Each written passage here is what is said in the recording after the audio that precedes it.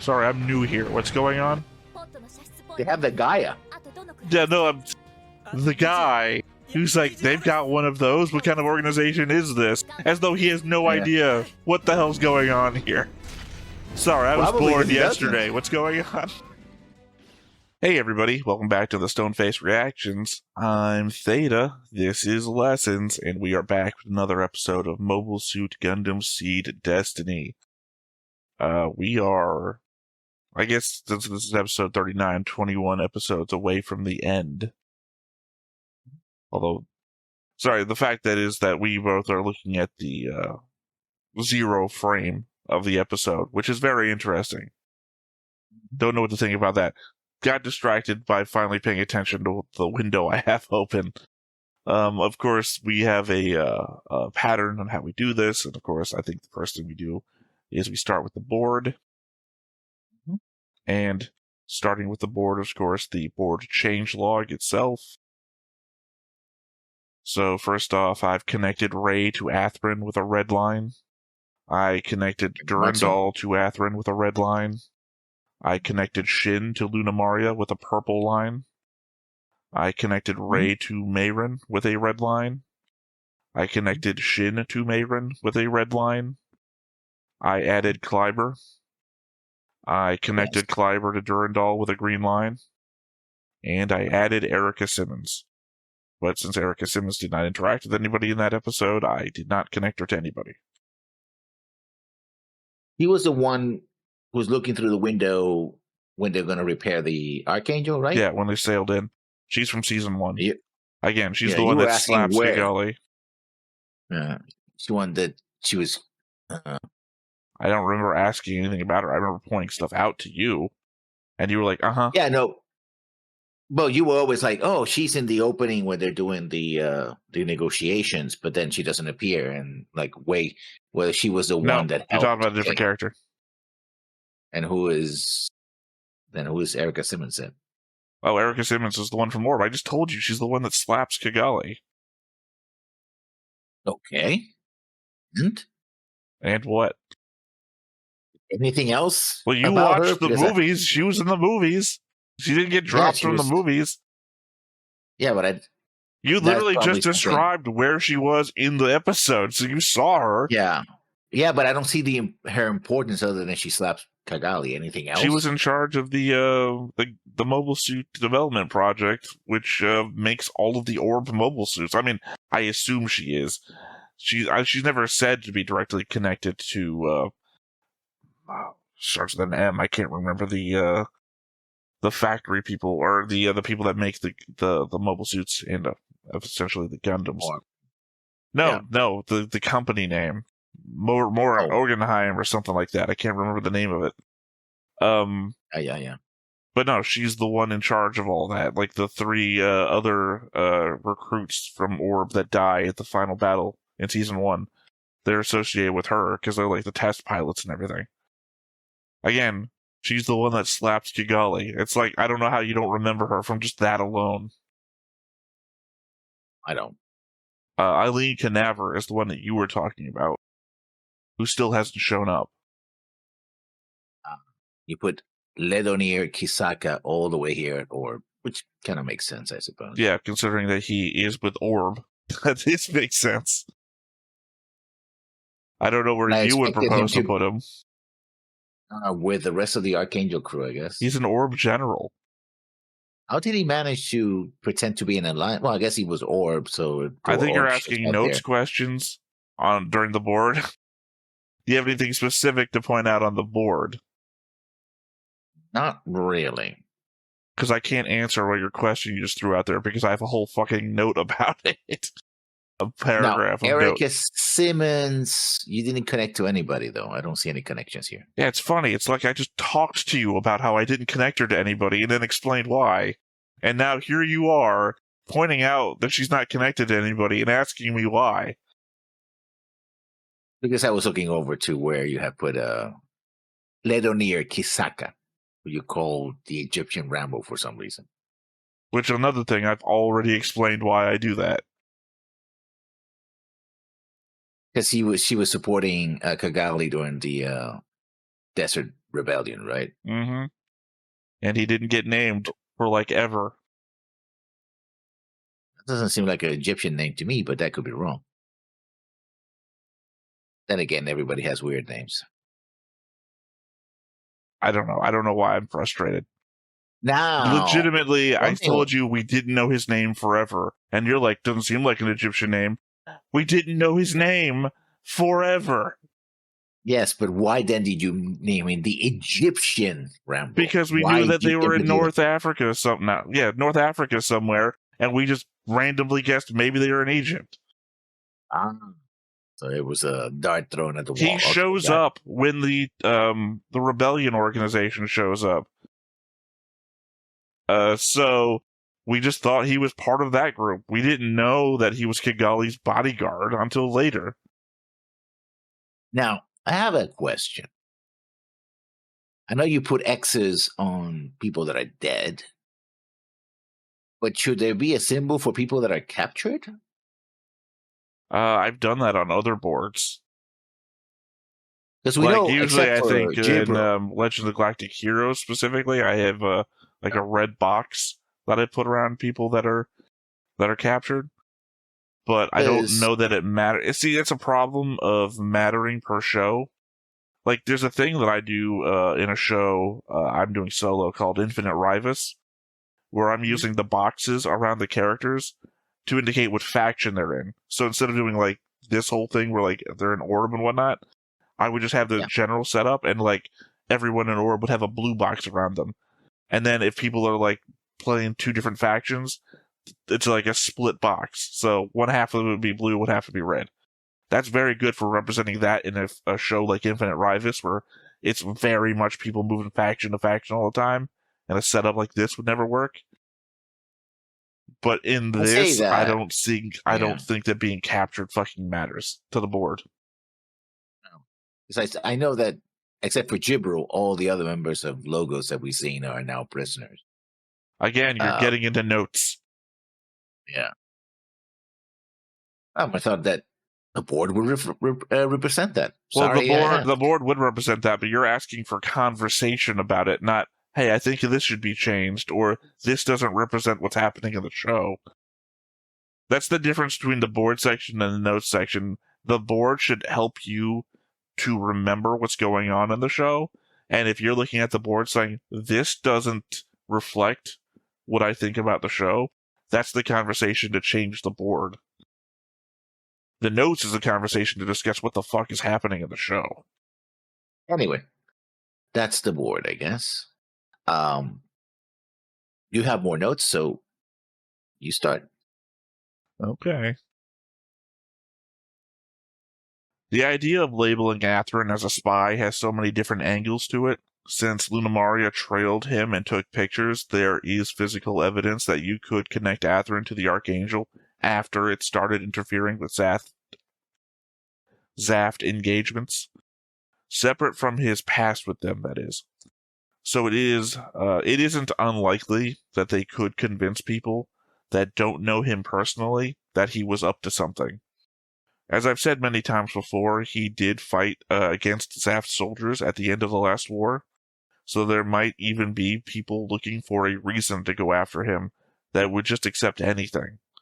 We know Durandal has considered the fact that Athrun made contact with them many times before, and was trying to decide if it was a good thing or a bad thing. Clearly, this is him making up his mind. I think Durandal always thought that it was a bad thing when he lost control over the control that he had over Athrun. That's when it became a bad thing, but I don't think he ever thought of the Archangel as a good thing, period. We're not talking about the Archangel itself, we're talking about Athrun's connection to the people on the Archangel. Which is something that he's actively, verbally out loud said, if he wondered if it was a good thing or a bad thing. We have had scenes of him in his office literally asking out loud to himself, I guess. Remember him talking about whether Lacus and Kira had separated, whether that was a good thing or not. I don't remember him talking about Athrun and the Archangel. He also had that same sort of thing with Athrun and Kira. And since Kira basically represents the Archangel and freedom and everything else, I'm equivocating the two things together. But still, you might be right. I don't think this is a right or wrong there. question. I think this is just a observational note. Something to think about. Talking of things to think about, I'll go into my first note then. Episode 37, Thunder in the Dark. Something I mentioned during my reaction but left out of my notes is that Rey's loyalty is clearly with Durandal, or to Durandal, I suppose, and that he is willing to lie and kill as Durandal, for Durandal, to further his willing to kill for Durandal and his goals. Wrote this horribly. Or to further his goals. After all, he has one. He was the one that suggested something to be done with Arthur. We know that Durandal knows Rey from the time Raul pulled him out of his prison/lab. We don't know exactly. He seemed to be in some kind of, cell. But did Durandal raise him in Raul's absence? Also looks that way because he was looking over when he was playing the piano. And what is Rey's connection? And still the question is, what is Rey's connection to Gladys, if any?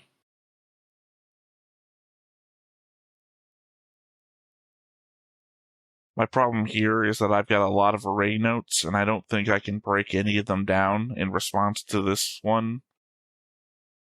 So, I guess my response is I don't know what his connection to Talia actually is.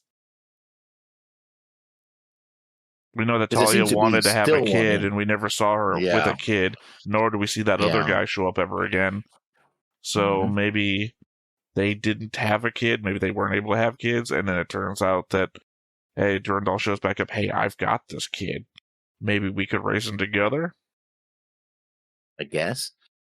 But the thing is that Rey doesn't, I mean, it does happen, you treat your parents differently, I suppose, but, well, there's hinted a strong connection between Talia and Rey. It's never in the same level as Rey Durandal. He calls, like Jill, like in a first name basis, right?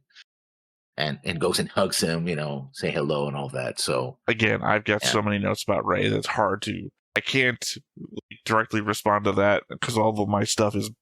You're like, if I had a paragraph about a thing, you're asking like a thing that I could take a line from, and it's really hard to throw it back that way. So I understand what you're saying and know that I do have thoughts about it, but unfortunately I don't know that I can parse them in such a way that I won't just be repeating myself again later.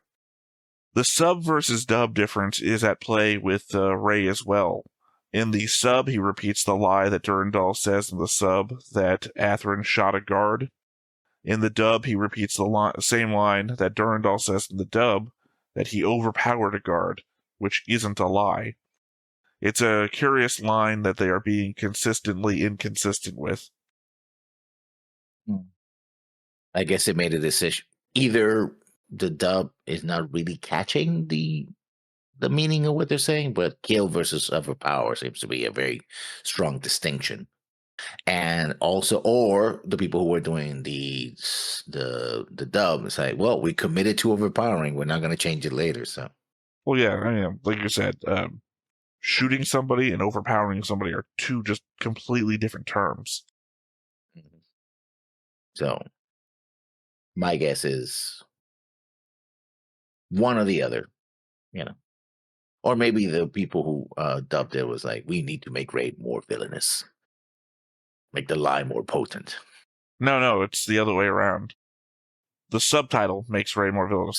Shooting, it's a lie, and it implies worse. That was your note? Okay, go to my next note then.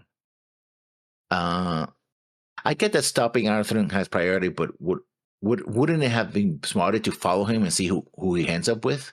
If he finds the Archangel, then it can be attacked and eliminated. If he goes back to Orb, then you can blame Orb for harboring a dangerous fugitive and force their capitulation or attack them. Then again, Durandal is afraid that defectors from the Earth Alliance might listen to what Arthur has to say and do something about it. After all, he knows about Mir and Durando's most powerful powerful propaganda card. Introducing even the hint that Mir is not the real Lacus could weaken the illusion. That wasn't his worry. He expresses his worry in the scene that Mayrin is a intelligence operative and that she's going to give away valuable information. That's what they used to convince everybody in the room that this is what happens to happen right now. Yeah, but I think this also was another blatant lie that, he fabricated. Because the only thing we know that she did was break out to have the alarm in another place. You know what? Actually, I'm going to go to one of my other notes because I think this is one that I can mix two of ours with. It is interesting that Durandal bothered to ask if Mayrin had been taken hostage. Obviously, he could be putting on a show for everyone in the room to explain away his need to order Atherin to be shot down, no matter who is on board with him. But even that doesn't seem necessary in the moment. It seems unlikely that the attitudes of the people in the room would have been any different had he flatly given the order without the conversation. Also, it's highly unlikely that this was a planned conversation. Durandal would have no way of knowing that Atherin would have made an escape, let alone what would have occurred during it. So that Rey explains away Mayrin's actions as willful and acknowledges that everything that happened in the hangar should have been recorded just as he said it happened. He doesn't lie, so the recording is accurate, as well as expresses the concern that she could leak classified information if allowed to escape due to her position as an intelligence officer. It's all very on point in the moment. Yeah, but it does also serve to convince. There is one person in that room that he really wants to convince, and that's Talia, right? I mean, I could argue that because he doesn't seem to try that hard. He expresses more of a emotional concern after the fact. I will spend time with you later. Please remain calm. Yeah, but otherwise, immediately leaves the scene and leaves her behind. So obviously, it wasn't such a huge concern that he was like, I can leave and she won't do anything crazy. Mm-hmm. Well, I'm saying if your main concern is convincing one person, you don't immediately leave them behind. You say, hey, you guys take care of this. I'm going to handle this situation. Because, that's the equivalent of my main rival has just shown up and I'm going to put them into an easily escapable situation and go have dinner. I'm going to assume everything goes to plan. Yeah. Talia wouldn't do anything. I can leave her behind. Yeah, well, it could be a little bit of his arrogance, too. My third note, then. They, the writers, are clearly setting up Shin to turn against Durandal and Zaft.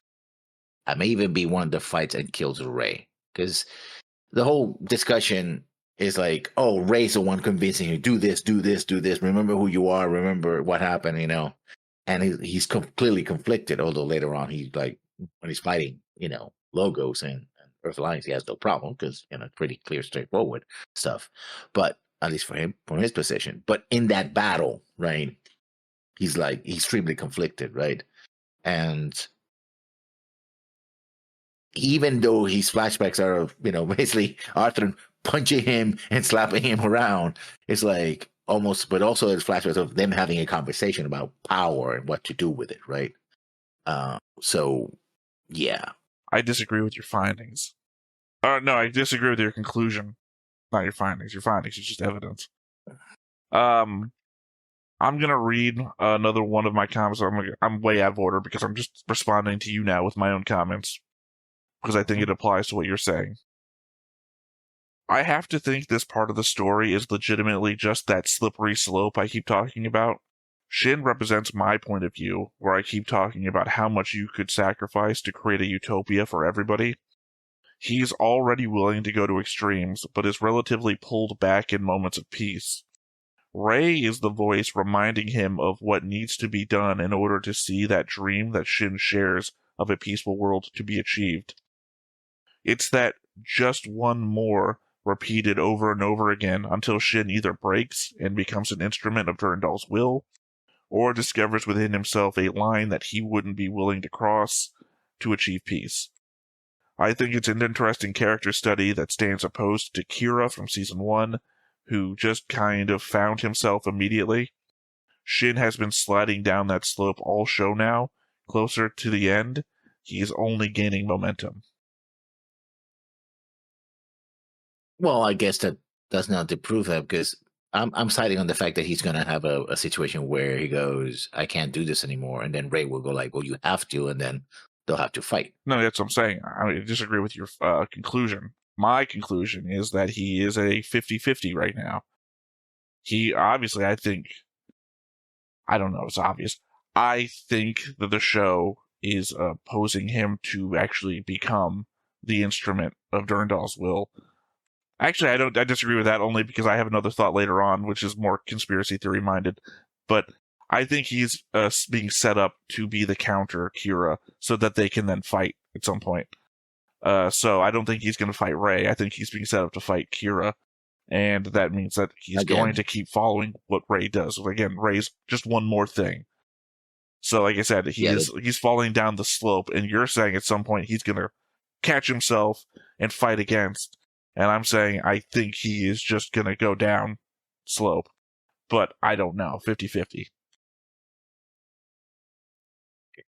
To my next note then. Oh, yours then, I suppose, because you're just countering mine. I mean, technically I did that last time and you went again anyway, so just keep going. They're note for note. Okay. Okay, the barge being in the right place to rescue Arthur and Marion doesn't make sense, if only because, A, how did they know who was doing what? I mean, that he was aboard. At least this time your note matches my next one, because literally my next note that I kept wanting to go back to is this one. So get yours and then we'll do mine, and then we'll both talk about the whole thing. A barge is far slower than a mobile suit, or than mobile suits. It should have taken them many minutes to reach the area, if not, even if they even reach the exact point, because the ocean is pretty big. So just because you see something in the barge, there's a lot of holes in this whole situation. Debris tends to scatter, and you have to scan for it, and it's worse than that too. Yeah, no, I mean, it's worse than just getting your boat there. The thing is sinking. Yeah. Oh, and the hostile mobile suits are still there, who could detect you. Go like, what the hell is this guy doing here, right? So there's a lot of things that scene. They set it up so so that they have to live, right? Well, man, I've got a 5-point list about everything that's wrong. So, and I didn't count the gigantic explosion either. I suppose the explosion that destroyed the goof, but somehow left their cockpit intact long enough for them to survive. Right? Oh, that's why I said during the reaction, explosions don't hurt anything anymore. Yeah. All right. Well, my side of this. Something I clearly missed in my watching, probably due to the fact that they only showed his mouth and his back, is that Egyptian Rambo, at the start of the episode... Sorry, I really mistyped this. Remember when you were complaining that you miswrote the whole thing? I wrote, is that we Egyptian Rambo at the start of the... What? At the start of the episode, when Athrun is escaping the base in the goof, he's on board the Earth Federation ship watching the chase leave the port. So, when you're complaining about speed, how does he catch up? It's not even that. He's on the ship in the dock when the goof goes flying off, which means that he then appears later in like a tugboat or some shit. Yeah. Means that he rushed off to a tugboat, then got out there, because we know where his starting point is. Anyway, what that doesn't explain, one, how he knows that's Athrun and the goof to go chasing it down in the first place. 2, where his other ship came from. I wrote down minor point, but yeah, you already covered the tug thing. 3, how he knew where the Archangel was to take Athrun and Marion back to it. As far as I know, he has been back in Orb all this time. 4, what he was doing on an Earth Federation ship to begin with. 5, obviously I misspoke when I said he had a mobile suit there to rescue them, as the ones we see are from the search and rescue teams. But how did he rescue them? They were clearly unconscious when we see them again, meaning they would have been when he got to them, not to mention sealed inside of a cockpit, sinking to the bottom of the sea. And not for nothing, we see it so far down that the search and rescue ships have to have these little other things that are not like but like submersibles, because it's so deep that they don't have a scuba crew. They have submersibles that's so deep. So he got there so fast, jumped in the water, cracked open this cockpit, took 2 unconscious people to the surface before it got to the bottom. Anyway, again, there's so many things. Like, how does he even know that's at... My only guess is that he was sent specifically to retrieve Athrun and got lucky. But even then, how did he know Athrun would even be at this base? And there's more. He had already made in a secluded area. He had a jet float plane ready to go to load up these people, fly it off to wherever, I guess back to Orb, I guess, or Scandinavia, wherever they have these facilities that they're fixing, Well, so it's not at Orb. I imagine it's not at Orb. Or another facility from Earth Alliance or something they took over or something like that. So much unexplained. Yeah. I assume there has to be some sort of explanation in the future. I mean, clearly there's been all this time has been like we talk about the third faction with it was a Sala faction, whatever. No, it seems that the third faction was the 3-ship alliance with bases around the world. Which also implies that the Kigali company have been stealing funds from Orb to fund their own side project. Where's the money coming from? Where's the money, Lebowski? Yeah. But again, though, and so he flies off and meets with the Archangel, and they treat them aboard the Archangel. So it's like nobody was like, "Where's our captain?" I guess. Oh, our captain left. Okay. I don't think it was captain. He was just one of the people on board. Again, though, it just doesn't explain. I guess you can maybe explain the fact he was on an Orb ship because Orb's not an Orb ship. He's on an Earth Alliance ship because Orb is part of the Earth Alliance right now. Yeah. So, but still, just part of the defectors, I guess. But again, how does he know Athrun's at the base? How does he know Athrun's in that goof? Like, there's no setup that Athrun is pre-planning to go traitor at any point.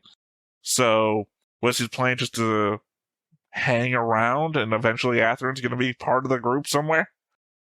Yeah, to be his bodyguard from a distance, I guess? Well, no, there's no reach out that he's like, I've been searching for Athrun. There's no way that he would have any connection to know that Athrun was on the space. He would not know that Athrun is being forced to become a traitor and then would have escaped in a goof. So it means he just jumped in a secondary ship and chased a goof for no reason. Because it's also, Athrun's always been in like a Gundam, and this is a goof. So, so just chased him down for no reason.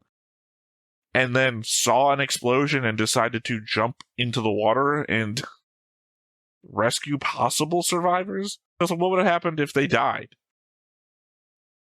He just gone back to the ship? Would he flown? Like, why did he bring the plane anyway? Where did the plane come from, as you mentioned? Like, did they have it on the Earth Federation ship and they just like dropped it off on the way? It was hidden in a cove somewhere. Like, that's what I'm saying, though. Where did it come from, though?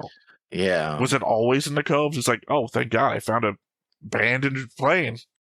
How lucky has my day been? Yeah.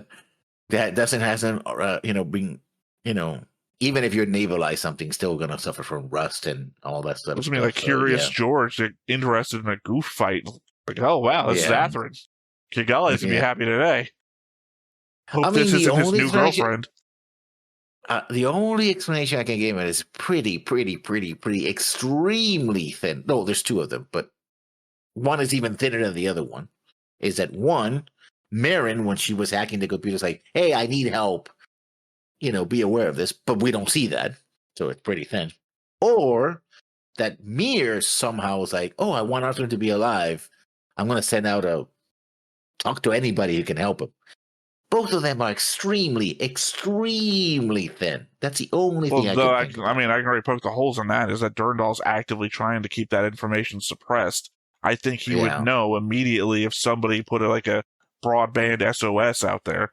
You can't both hit everybody with a, hey, we need help, and keep it secret at the same time. Yeah. Yeah, they would have to know that he was there to begin with and able and willing to help, which doesn't seem like Because he's just the only thing Arthur says, I'm going to try to find the Archangels. Like, are they still alive? Well, I think they are because my friend was still, I feel like he's still alive. That's it. He never says, oh, we're going to fly here and try to connect with somebody, or did you call somebody, Marin, because you had access to the computer? None of that. So those are my best explanations, and they're like paper thin, like wet cardboard at best. I mean, I guess here's devil's advocate for me, as I always do. At least they tried to show us something. Remember that time where Kira survived an explosion and woke up in zaft, a plant rather? Woke up in plant? Yeah. He just literally appeared to have died on Earth and woke up in space with nothing in between but like, oh, I found you laying on the ground. Yeah. At least it was something. I mean, I still hate this. Yeah. I mean, I still hate this, but it's still 50% more work than they put in the first time. Yeah. Alive in a plant with the people that are opposing the Sala, Patrick Sala, and he got himself a new girlfriend. Yeah, thank God that explosion, one, didn't kill you, but also sent you flying to land in exactly the position of the one person who not only is on your side, even though he doesn't know you at all, but in fact also knows somebody that you know and has the ability to go into space on this remote desert island. Mm-hmm. And yeah. That's your next note. Here's my next note. Okay. Talia did not, in fact, calm down. I mean, I know she calms down later. Like, she gets time. Like, she is sitting in the chair. Like, I can't go into the captain's chair yet. So she takes a while for her to calm down. But when he says, woman, calm down, she's like, don't tell me to calm down. Yeah, no, I joked about that during the scene. I said, that's what women love to hear. Calm down. Yeah. So I don't know. I mean, seems like she's calmed down. Eventually. I mean, over the course of 2 episodes. I mean, like, she wasn't super uncalm either. Yeah. Like, what you did is basically all she did. Yeah. Yeah, and then she spent some time not in command of the ship, standing behind everybody, commenting about how the ship was being commanded. I don't follow on Atherin's line about Durandal's words will destroy the whole world. Durandal hasn't expressed any evil plan or the like. At worst, he said something about people being happier in jobs that suit their abilities. He regretted that Kira hadn't been with them from the start, as fighting for Zaft would have given him a happier life. That isn't an expression that he would be better off dead for it, though. I mean, obviously Atherin believes Durandal has betrayed him here. I'll leave my last notes devil advocate segment stand about the possibility of Atherin's court-martial for repeatedly striking his subordinates as a possibility, and say we don't actually know what might have happened had Atherin gone with the guards. Regardless of all that, however, is the fact nothing we've seen has shown any plot to destroy the world. Yeah, nothing that far off, and I do have a note about that. I have a future note about destroying the world, but yeah.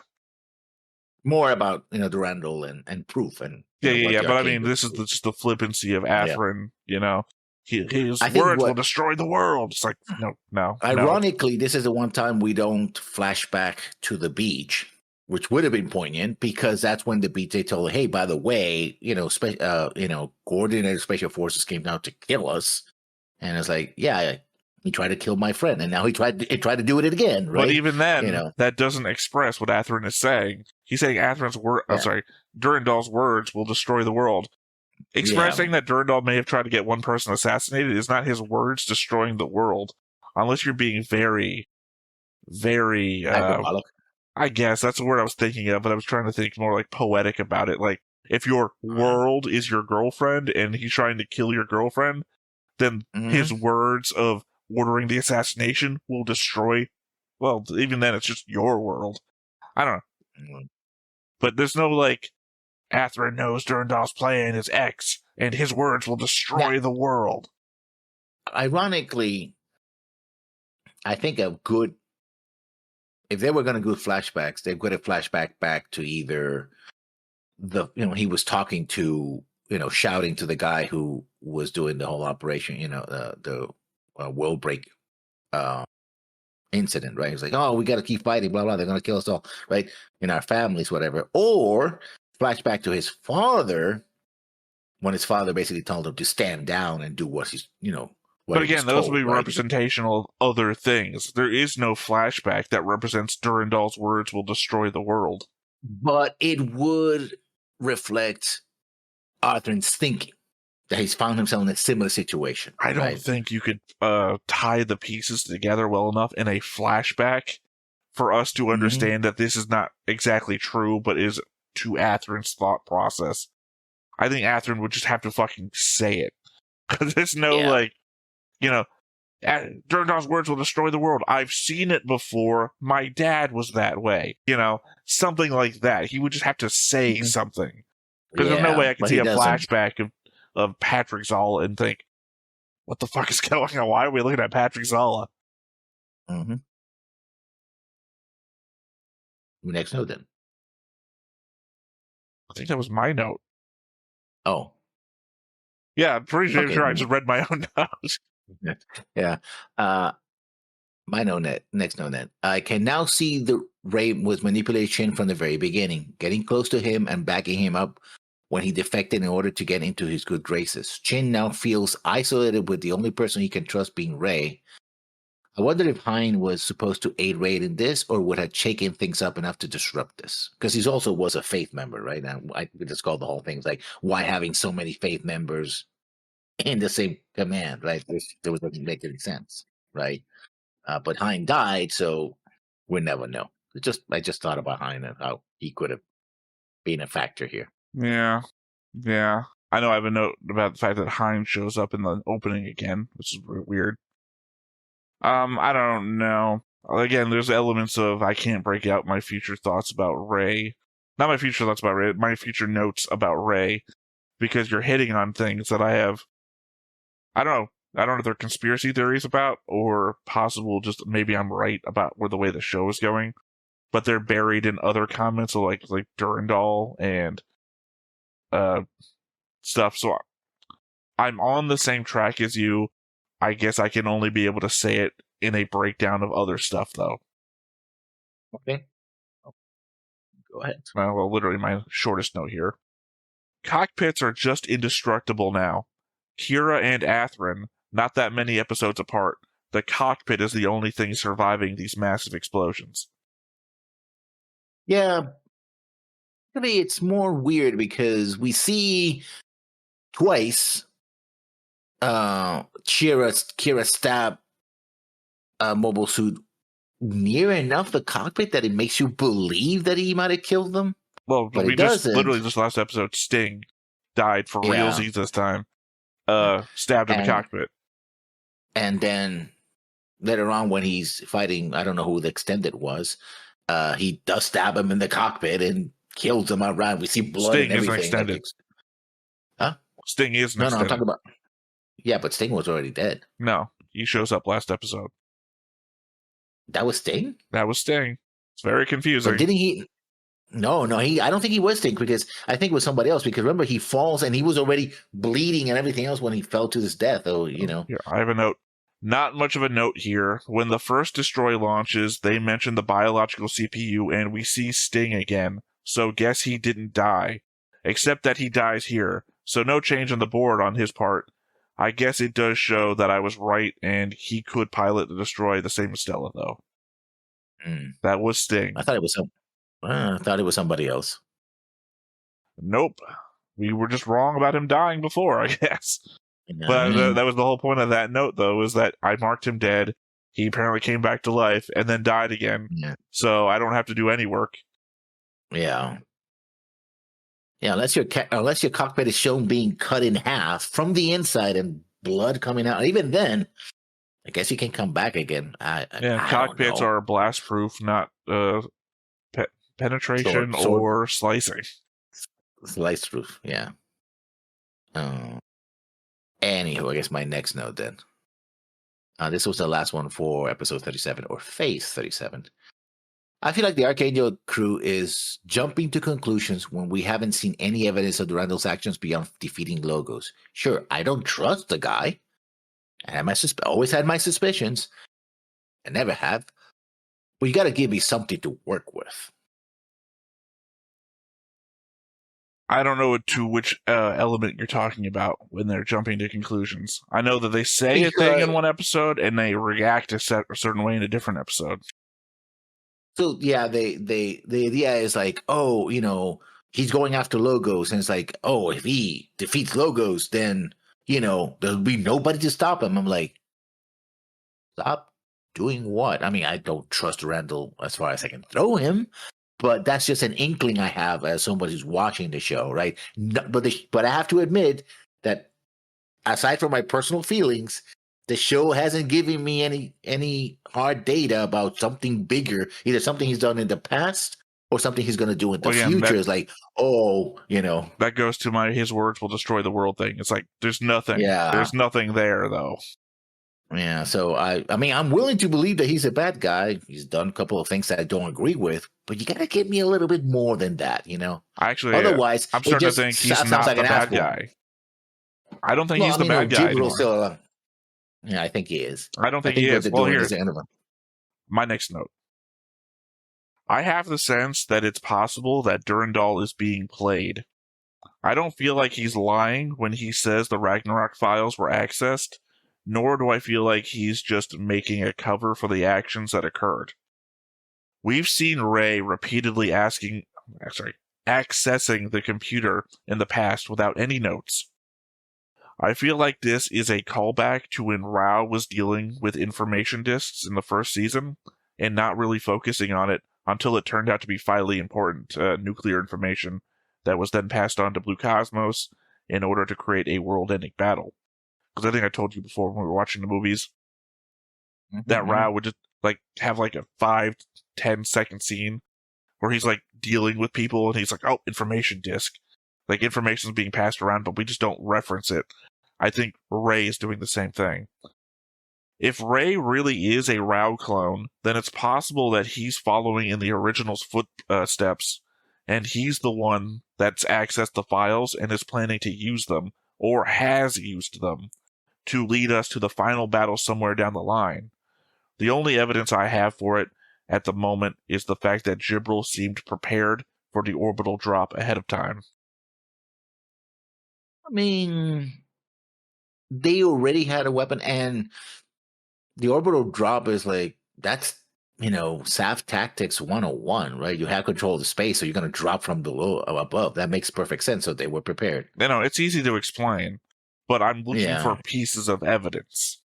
And again, what I'm noticing is an element of Rey is in the background convincing people of stuff that they wouldn't normally do, and making actions that seem mirrors to what Rao was doing in the first season. So, I know I have another thought about this. Hold on here. God damn it. Now I'll hit it when I get there. Problem is they're all buried in, so I can't just jump from one thought to the other. I think Rey might be our actual bad guy, and that Durandal is being played. That Durandal is, because remember how Durandal was having these back and forth conversations with Ghost Rao as our flashback thing? Yeah. I think Durandal is so connected to Rao that Rey is manipulating him in the same fashion.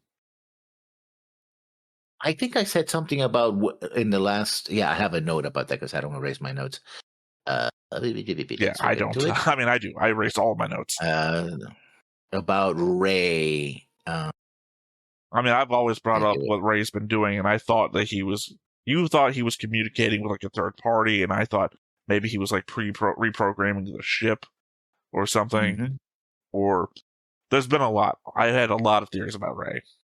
But I think Rey is going to turn out to be our actual villain, and that Durandal is going to turn out to be a patsy. Because I did mention something about that. I think as much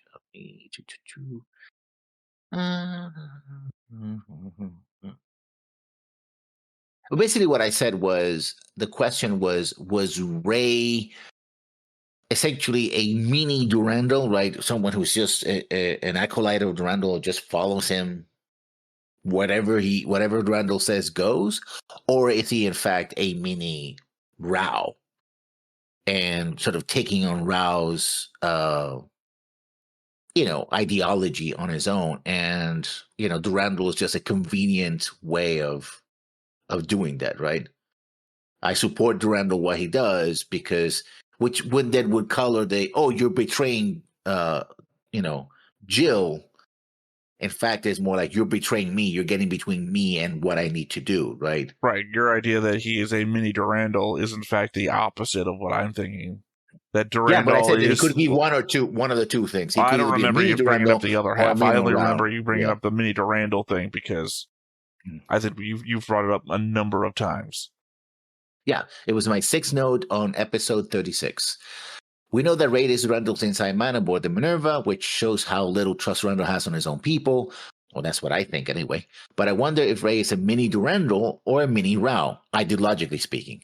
Then again, he may simply be Durandal's loyal puppy, one that would never question his master's orders or ideals. So I'm leaning on being a mini Durandal, but I also choose the idea that he could be a mini Rao. Well, like I said, right? You brought up mini Durandal a bunch of times. So that's why I go from what in my head, that's why it's your point of view that he's a mini Durandal, because you mentioned it a bunch of times, and that's the one thing I've chosen to remember. And I say that because that's what he talks about. You betrayed Jill. You betrayed the chairman. We have to agree with the chairman. Not with Zaft, not with coordinators, not with our ideals. It's always...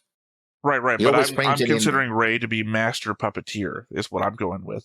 Because, again, if you think back to the scene in the hangar where he has a shootout, as I previously mentioned in one of my notes, he accurately retells everything in a very tense situation in a way that's both accurate to all the evidence that they have in recording, but also tells the story exactly as he wants to tell it. He is very good at manipulating in the moment. So... I would not put it past him to be saying, you've betrayed Jill, as literally a red herring to what he's up to. Yeah, I'm just following orders, basically. Right? Well, no. I'm doing this because... I'm making it seem like I'm a nobody. I'm intentionally trying to make myself vanish into the background. Like, every time we have literally seen him watching Shin do something and just back up and walk away, he is keeping himself in the background, to me, as low-key as possible, so that nobody will suspect him. Yeah. Either way. Yeah, it could go either way right now. Well, for me, not so much. I think I put a lot of my eggs into this Ray's the bad guy basket.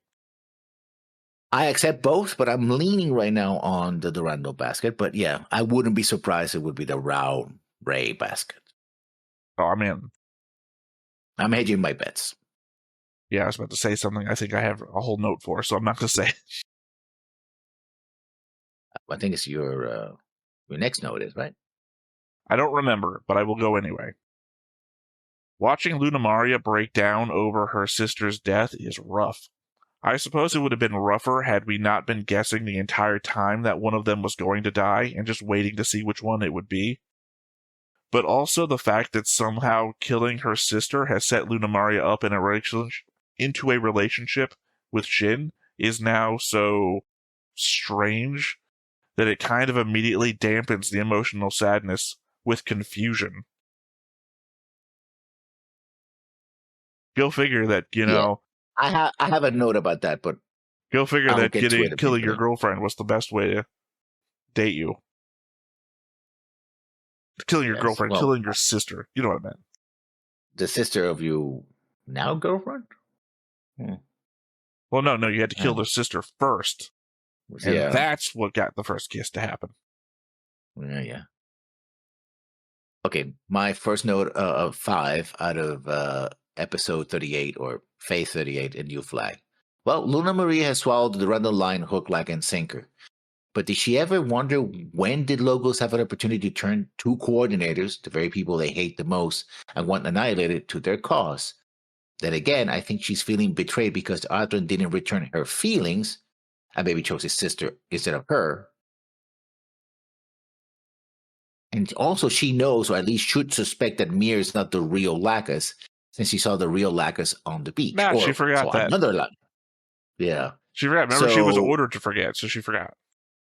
Yeah, because people do that. You just tell them to forget. And it's like, no, she's a good soldier. Good soldiers do what they're told to do. Yeah. She's just following orders. Yeah. The whole thing is that she forget was everything there, you saw and heard. Heard the conversation, because literally she had a listening device. So she heard the whole conversation about don't fight at Orb, right? Don't fight the Air Federation, or please, we don't want to fight each other, right?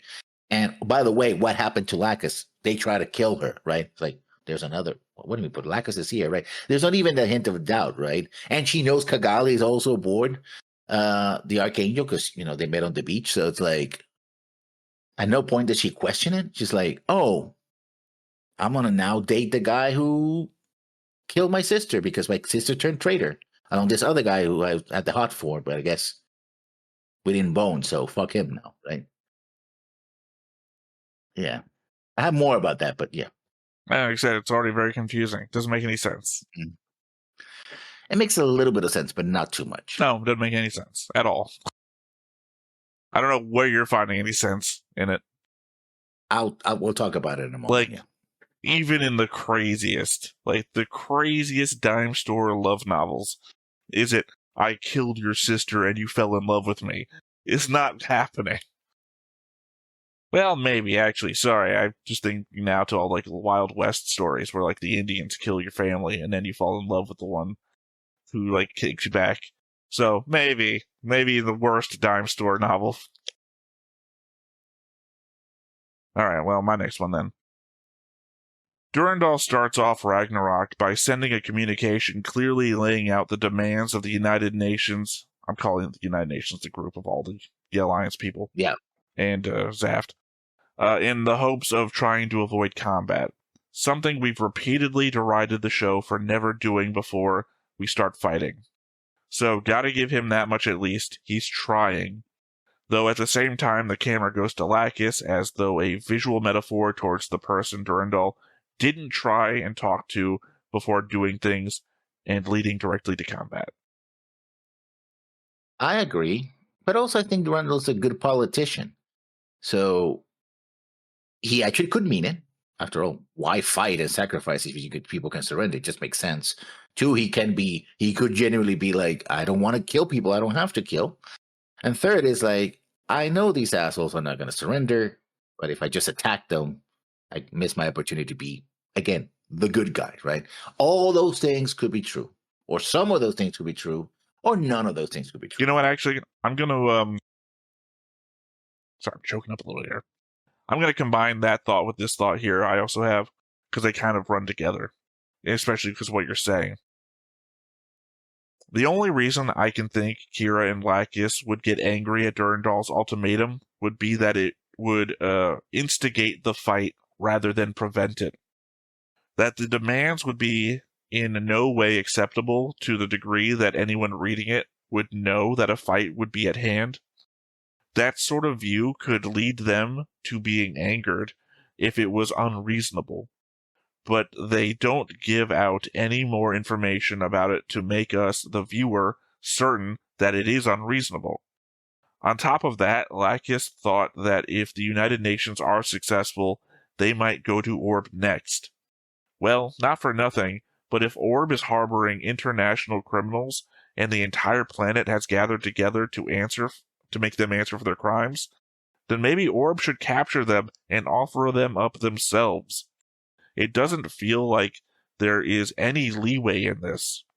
Logos members haven't been put on a slippery slope of maybe they aren't actually the bad guys, but have been made unambiguously the bad guys. Give them up, and there won't be a fight about it. Lastly, her comment about, then there won't be anyone left to stop the chairman. We haven't established anything to stop the chairman from doing. At worst, he dreams of a world where people have defined roles according to their merit, but no plan to make that a reality. He can say whatever he wants as a leader, but at the end of the day, he still answers to a council that he is merely a member of. Does he really? Because he seems to be now acting unilaterally. I thought about this. I didn't think I needed to add this as a note, but you're already saying something that makes me think I have to. He has the ability to make swerve decisions. He can't make direct decisions. He can make swerve ones. Like, do you remember Operation Split Break or Split Break, where Patrick changed the target of the assault? He still had to get the the authorization, and agree with everybody that the assault had to be made. He could swerve the target, though. So everyone thought we were going to attack this place. No, we're actually attacking this place. He couldn't get the authority to bring the military together on his own. So he got that authority first. Everyone agreed. So the same thing is with Durandal. He can't all by himself. Sorry, I had a word in my head I couldn't get out there. He can't all by himself choose to do a thing and then make it so. He has to get everyone to agree with him, and then he could swerve shit in any way that he wants. Yeah, but I guess the same thing happened with Patrick Sala, that the council was pretty much behind him at that time, right?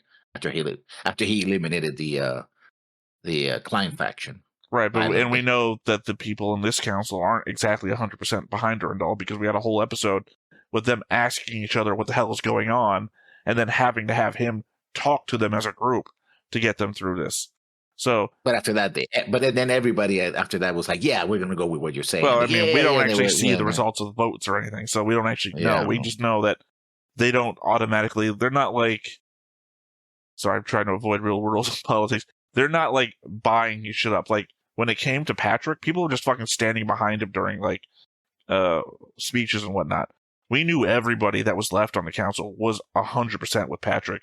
Well, except for that one guy who shot him at the end. But when it comes to Durandal, people are actively having conversations within earshot of him about, I don't understand what's going on. I don't think this is right. And then Durandal has to convince them. So Durandal being a good leader, a good speech giver, whatever, that's coming into play. But not everyone's buying his shit 100%. Yeah. I think he's in a stronger position because he takes somewhat softer hand. So he's very good at convincing people that, it was always your idea. I'm doing it, but clearly you would have thought the same way. So we're on the same page, right? As opposed to like, I'm going to do this. Are you with me or not? And they're like, yeah, let's do that, right? Sala was like, I'm going to do this. It's very much, you can tell the difference between the two Zaft governments, and that Patrick Sala quite literally had his opposition party killed. And you're looking at that, and you're like, don't think I'm going to be voting against this one, and versus Durandal, and it's like, people are actively talking shit about him in front of him, and he's like, but here's the good points about why we need to do this, and trust me, the rest of the world is on board with this. And you're like, I guess that makes sense. Yeah. You're not afraid you're going to get shot in your house. So I think the problem with Orb, though, and this is where they should have stayed in Orb and I had a campaign to subvert the Sirens so they could separate the Sirens from the rest of Orb, is that the Sirens is like, no, we're not going to give up because we're the people that you want to put, behind bars, right? That. I mean, I have notes about that because that's not known. We don't actually know if they're the people. Yeah. But I mean, they clearly are. Oh, yeah, we should have. Of course, the Alliance is going to still. It goes back and forth between what Kigali said and the fact that they don't actually show up on the list of Logos people. So yeah. But no, it's just another recognition of the fact that Kira fucked everything up. Kidnapping Kigali. I don't think that. I have a note about that. That if he hadn't done that, she would not have left Orb, which means that she would have been in a position to, rise against. I know your argument is that she didn't have the will to do so at the time, or I don't know, your previous arguments were that she didn't have the power to do so. But I think the power to do so comes from the will to do so, because she has the authority, and she wasn't rising to that authority. But we don't know what would have happened if she was left to her own devices. She could. the problem is the narrative is that she becomes the girl of action again by having to take action. But why couldn't she become the person she already was in her own time? Like, I know that's negative towards the people of Horde, because obviously in her own time is letting people suffer. But at the same time, she is her. She is her. She is she. She doesn't change.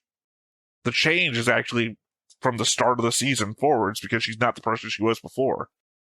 Yeah. Now, here's where I say that is understandable. That was my next note. Also, while understandable, looking for romantic comfort with Chin, because Chin feels guilty, right, about killing his sister, and Luna Maria is suffering and trying to make sense of what the hell's going on. But with Chin, when she never acted that way before, it's just making things worse for Chin, and in ways for her as well. Would she be willing to kill her sister if she finds out that she joined with the Archangel, right? She already blames her. Yeah. When she's talking to Shin, she's like, why did they do that? Why did they betray us? She's already gone to, one of the steps of grief. I mean, I'm going to pull out an old Justin card here, since it's been forever since I brought his name up. Trauma bonding. Yeah. That's what I thought as well. I just didn't write it. Well, I mean, that's what he would say for every character interaction of every show. Everyone's trauma bonding. It fits here, right? Because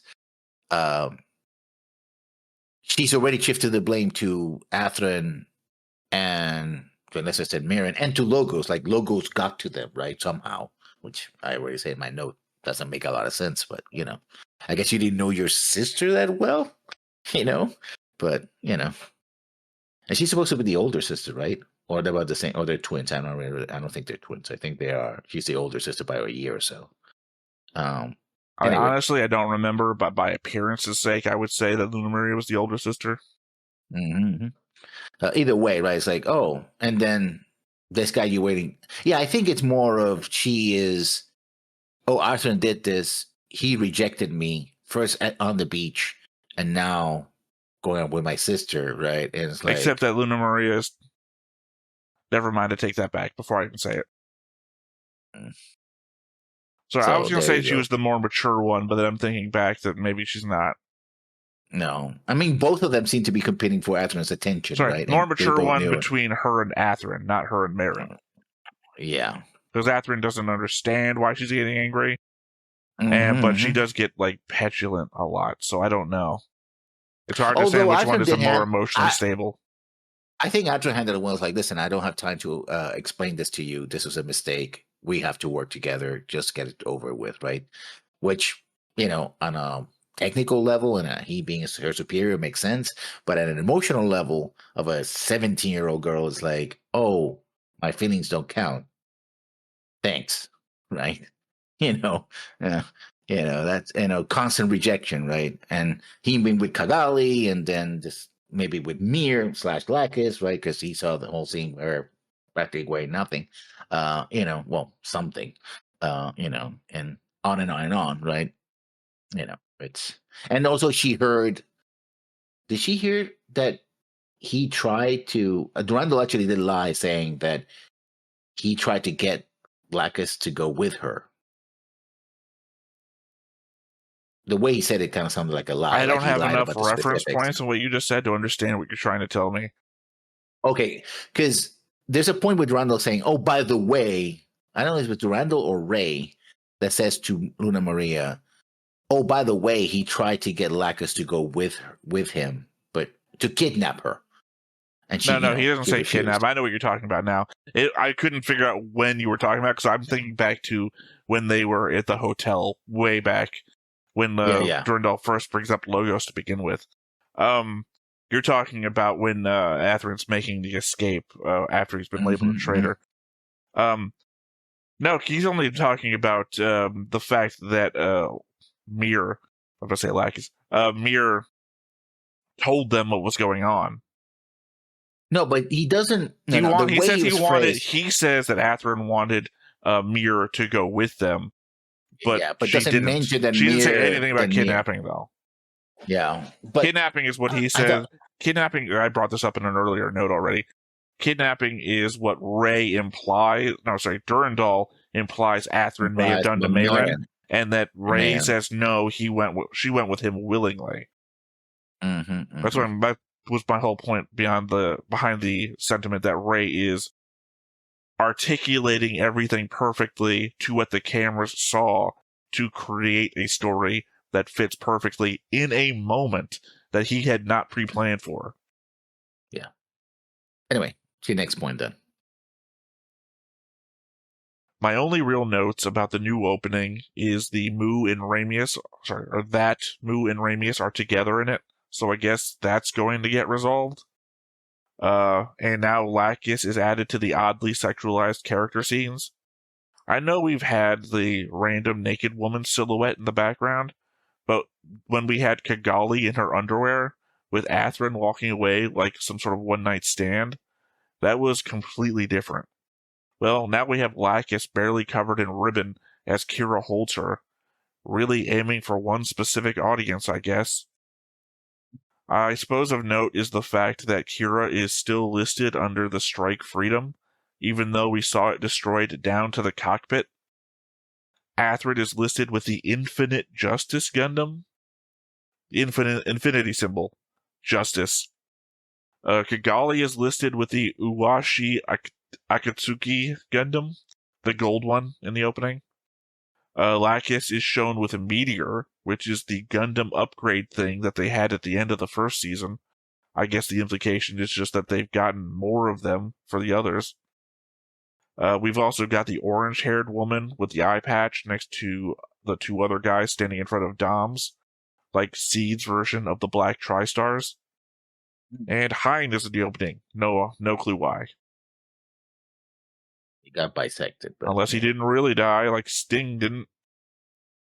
It's weird because it's in the first season when people died, except for Kira and Athrun, they died. They got. I mean, they really, really went out of the way to say these people are very dead. Now it's like, yeah, it's explosions and people getting their cockpits blood, but well, I mean, we had that whole facility where we like cloned kids or whatever and turned them into things. Maybe Hein is one of many. Maybe there's tons of Heins. Maybe it's a whole clone army of Heins. Yeah. Whole ketchup bottle worth. Well, you remember like Screamers, right? The little kids. Yeah. Mm-hmm. Can I come with you? Hein. Rock and roll. Yeah. Now to my next note, and I'm running out of notes here. Also, it seems that the Archangel crew is far better equipped than we thought. They were able to go to a base and repair their ship, which could be Orb, it could be somewhere else. Are they still receiving support from Scandinavia, or do they have more support in Orb that they first appeared to have? Or third party? But it also doesn't make any sense, by the way. You remember that they had all that shit locked down beneath their house with the intent of never unlocking it, but now they have a fully supplied base with a crew and a staff that were going to be, waiting there forever because they had no intention of unlocking these things? Yeah. If that is the case, then leaving Orb instead of taking down the Syrians was incredibly stupid.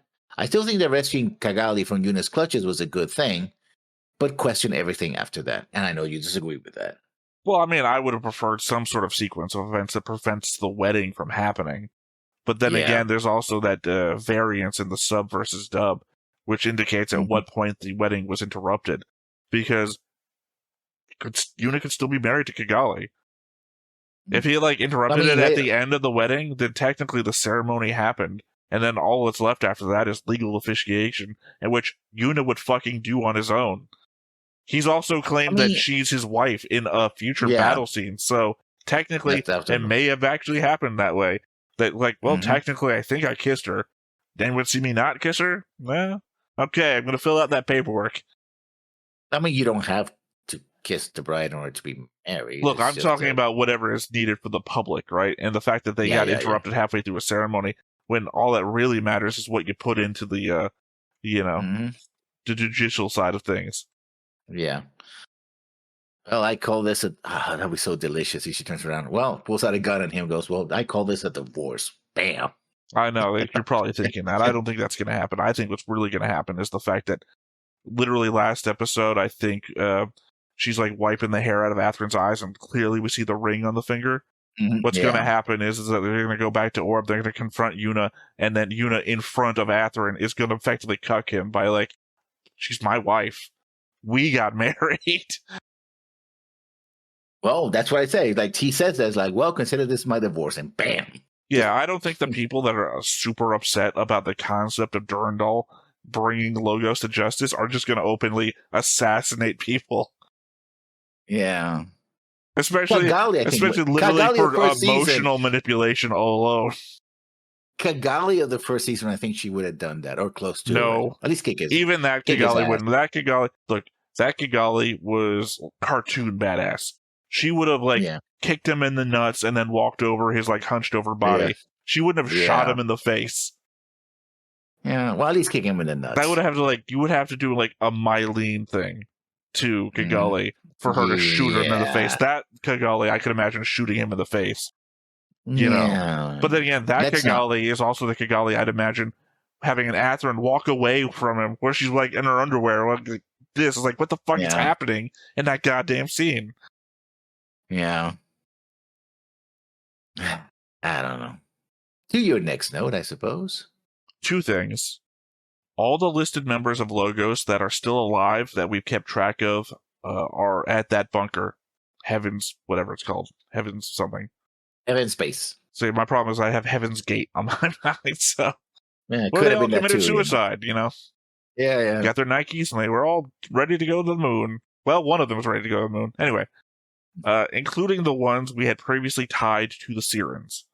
So unless we consider the Sirens themselves Logos members or merely Logos supporters, should reflect how we move forwards after all of this, if/why we are going to go to Orb after, if not just to liberate it. You want to interrupt me before I get my second point? I just something popped in my mind, which what Juna said on the limo to Kigali about dealing with the coordinators in Orb. We haven't heard anything about that yet, but I wouldn't be surprised if something happened. Well, I mean, that goes back to something I was saying in the very early episodes about what happened to the refugees of Orb that were, like, some of them wound up, some of them were naturals taken to zaft. The plants. Yeah, taken up the plants. What happened to the naturals there? Same thing, what happened to the coordinators who got taken anywhere else. So, secondly, Bruno comments that there are no such thing as Crusaders for Justice and True Saints. It's a comment that struck me only for the fact that while they are talking about Durandal, it is still a narrative that they want you to think about. Obviously to make the viewer doubt Durandal more, but as a comment just left in the air, it applies to everyone. Kira, Lacus, Kigali's dad. If you take it to be true, then no one is the thing if anyone is. Yeah, and it goes also back to identities, but I'm going to put a pin on that, if I remember it, for the end of the series, because I have a comment.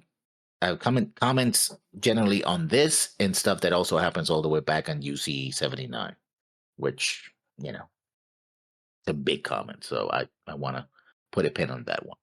Of course, it is said, you know, it's said by one of the bad guys, right? It's like, oh, these people are clearly evil. And they say that, of course, like, well, of course, someone who's willing to nuke people out of existence would say something like that. It's a common philosophical remark, though, that but the source nobody is 100% pure, so that no one's intentions can be labeled as such. My more point was obviously more the fact that obviously they're intending to make us doubt Durandal some more, but at the same time, it's an absolutism, right? He's saying no one is absolutely pure, no one is a crusader for justice. Well, remember that the show has heroes that you also want us to root for, so as pure as you want Kira to appear to be, if you want us to believe that this statement is a fact, then it applies to him as well. Yeah, but I think it's more of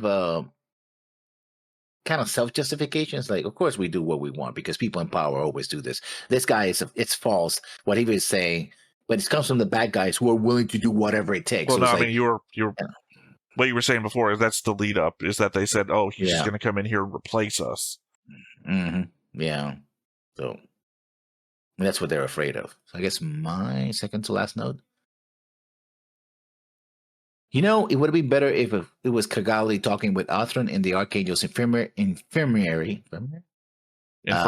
not infirmary, and not Kira. Now I know that she talks to him later, but like the bulk of the conversation is Kira there, like, "Oh, my friend." It's like, and literally says, "Oh, Kigali was here a moment ago." It's like, get the fuck out of the chair, get Kigali, and you had Kigali talk to him. I mean, I would argue that it doesn't really matter because he doesn't say anything of. Well, here's the thing: he's saying something of import that seems to denote that he knows more than we have seen as the viewer. Yeah. Like, he actually does know what Durandal's plan is, if there is a plan. But he is so hurt that he can only talk 2 syllables at a time. And Kira is like, it's like, rest, yeah. So it's not so much that if Kigali should be one there talking to him, because you want that emotional thing, I assume. It's more so that anybody that wouldn't shut him up would probably be the great. I mean, to be fair, he does pass out after saying like 5 words, so clearly he wasn't in the best place. But I don't think here, like 20-ish episodes from the end, you need to be like blue balling us on what's happening. Just like set it up, set the thing up, let us know what's happening. Yeah. Well, you could have tried to set it to her. I mean, again, the emotional connection, because they do the thing where he sees the rings, like, oh, yeah, she still loves me, I guess, but you know. Well, except that hasn't played out well before, because you might remember this one scene on the beach where he looks back and notices the ring, The ring, yeah. So there you go. Yeah. All right. Do your next note then. Well, Yuna reminds us that the Alliance still has the moon.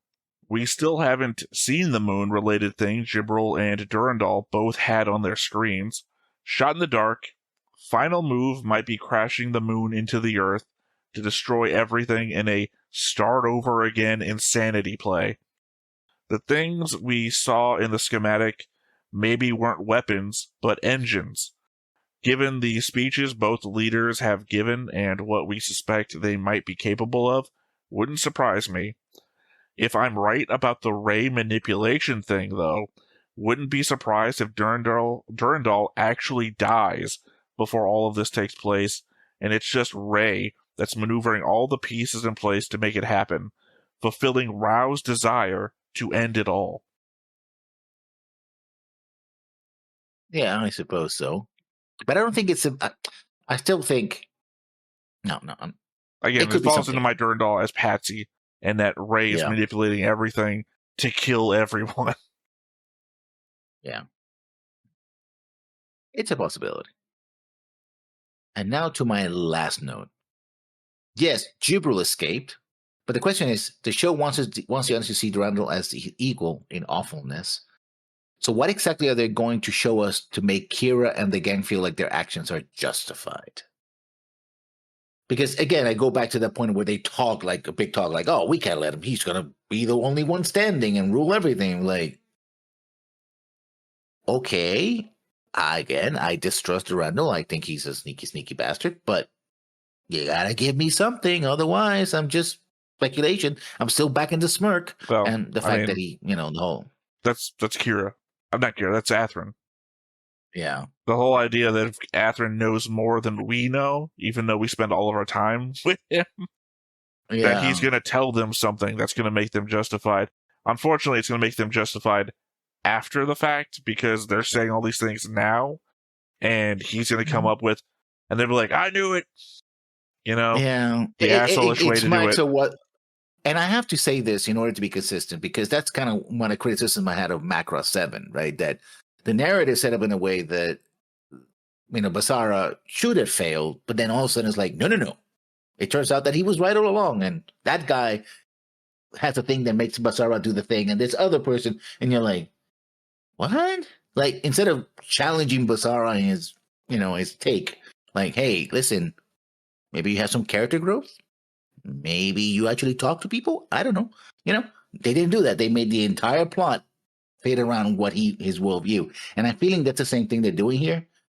They said, oh, Kira's the hero. The Archangels are the heroes. And we're going to bend the plot to make them the heroes, right?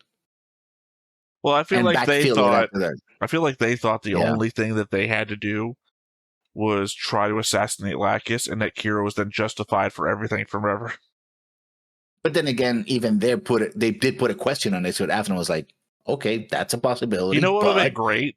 If at any point in the show, like, how Mhm. long ago did Lacus try to get assassinated? No, sorry. No, Lacus Like in didn't the try to get third- assassinated. How long ago did the assassination attempt on Lacus happen? the third episode. Right. You know, it'd be great if in, like, the last, what are we on now? 39? If the last 36 episodes, they'd done any investigation whatsoever. Yeah.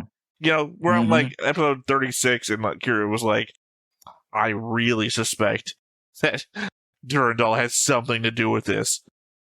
Unfortunately, we've been sitting on the bottom of the sea forever.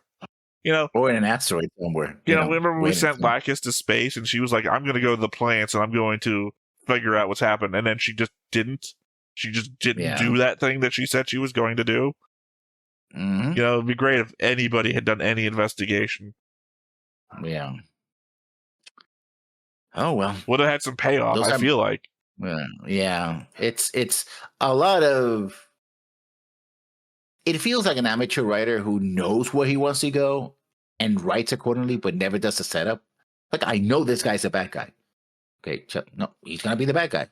I told you he's a bad guy, but you haven't shown me he's a bad guy.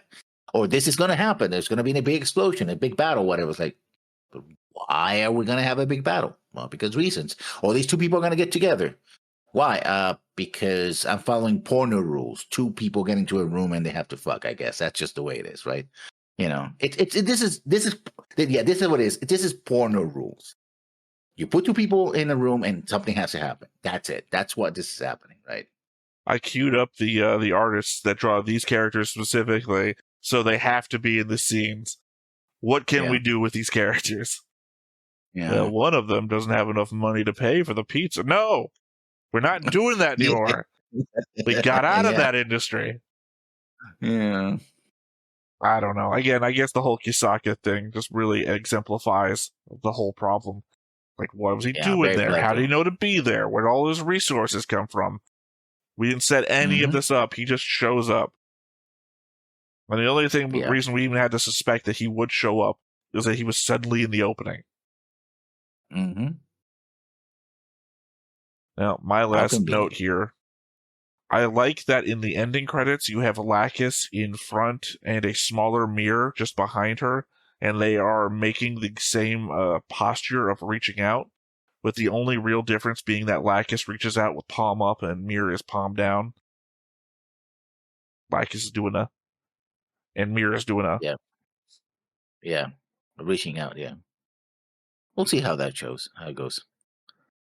I still really like Mirror. Yeah. I think I'm liking Mir now more than I don't suspect her being a total plant and fake and being into the whole thing, right? We saw her backstory. Yeah, a little bit of it, yeah. Well, we saw the important part. Yeah, that she had plastic surgery. Anyway. You say. I don't think there's plastic surgery. I think it's makeup. No, it seems like it's a little more than that. But anyway, that's just my take on it. We have comments? First off, we got David Butt from the Patreon from the episode Eve of Chaos. This is where the show started to lose me on my first watch 18 years ago. I was so shocked that I thought they died, but the moment I realized they were alive, I was so annoyed. No other Gundam series does this fake-out nonsense so egregiously. There's only one other Gundam series I remember doing a fake-out death. But they at least had the grace to wait 15 to 20 episodes before revealing the character was alive. It worked in Seed because I liked Kira, but because the returning cast has been so annoying, not only am I not sad they're supposedly dead, but I'm disappointed that they're not actually dead. Wow. The only returning main cast member I still like is Atherin. I said in a previous comment there was one thing the show could have done that would have salvaged how badly the Seed cast has been characterized, and that was to kill them. But if they don't want to kill off Kira and Kigali, At least they should have killed some characters on the Archangel. My vote would be for Mu, even if that would make him surviving Berlin pointless, or Moralia, because what does she even do as a character anymore? If it did, I think the show would be way better. I mean, yeah, let's show the fact that this is a war, and not only the mooks are the ones that die, or the ones that commit suicide, And even the side characters still survive somehow, only to get killed later. So. Yeah, I mean, it's the thing I'm constantly saying in a lot of these shows, that you need to invoke that war sucks by killing people. And they have to be people that we, the audience, know. More so even we, the audience, care about to invoke a sense of loss in us. You can't do the comic book thing of just bringing people back, because that's the whole thing about comics, is it doesn't matter anymore. It doesn't matter the Flash died, Barry Allen died. 18 years later, ironic, he comes back. Yeah. Or we'll relaunch the whole series. I think it feels like an hyper-correction, like, oh, we killed an awful lot of people in the first show. Maybe we should tone it down a little bit. Now, nobody dies unless we really, really, really, really want to show that them dead. And even then. I mean, not even really. We did kill a lot of people in the first show, but only at the very end, when we weren't going to come back in the first place. And the people we killed off early on are characters that we just met. So, Star Trek rules. They might have been wearing red. And in the case of zaft, they did. In regards to other Gundam shows, the only ones I can think of are the Gundam 00, where characters that died at the end of one season just suddenly come back the next season. Yeah. Somehow survived a fall from space. But then, to the egregiousness part, characters in this show have already just fallen from space and survived. Like, Kira did, and he just got sick for a little bit. Yazik did. My boy Yazik survived a fall from space, and it's never fucking explained. He just fell from orbit and showed up in another base somewhere. Yeah. Although, and that actually reminds me of 8 MS Team, where they didn't kill that many people. Don't remind us of anything, since we're about to watch it after we're done Igloo.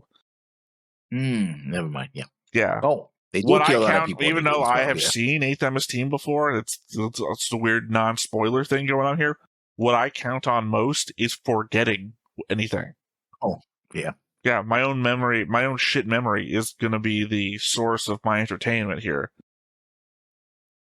You like me in Frontier, where I forgot a couple of key issues. Like, oh, did that happen? Oh shit, it did happen. Well, more to the point, I was questioning, when did it happen? Did it happen in the series, or did it happen in the movies? Well, yeah, you have that. There's like nothing for that for me with 8th MS Team. It's more the element. I watched it once when it first aired on Toonami, and all I really remember is like four points, and everything else is just going to be blank middle section that I don't have any memory of, but could be invoked to remember if mentioned or seen. So hopefully I'm counting on seen by when we get there.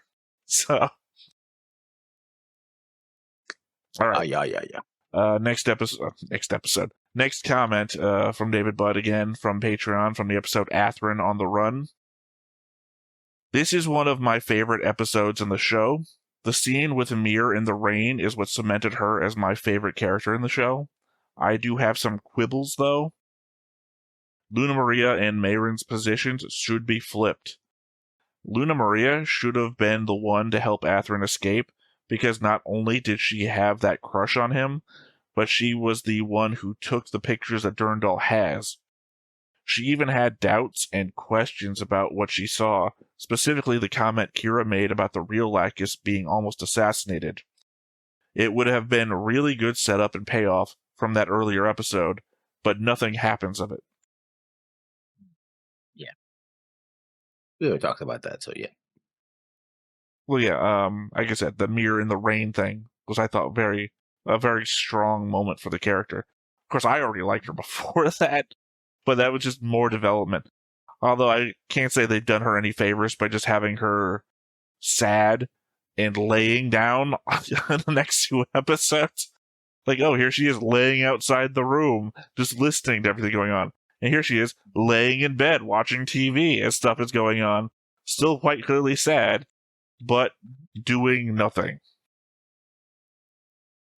Yeah, there's a lot of doing nothing going on in this series.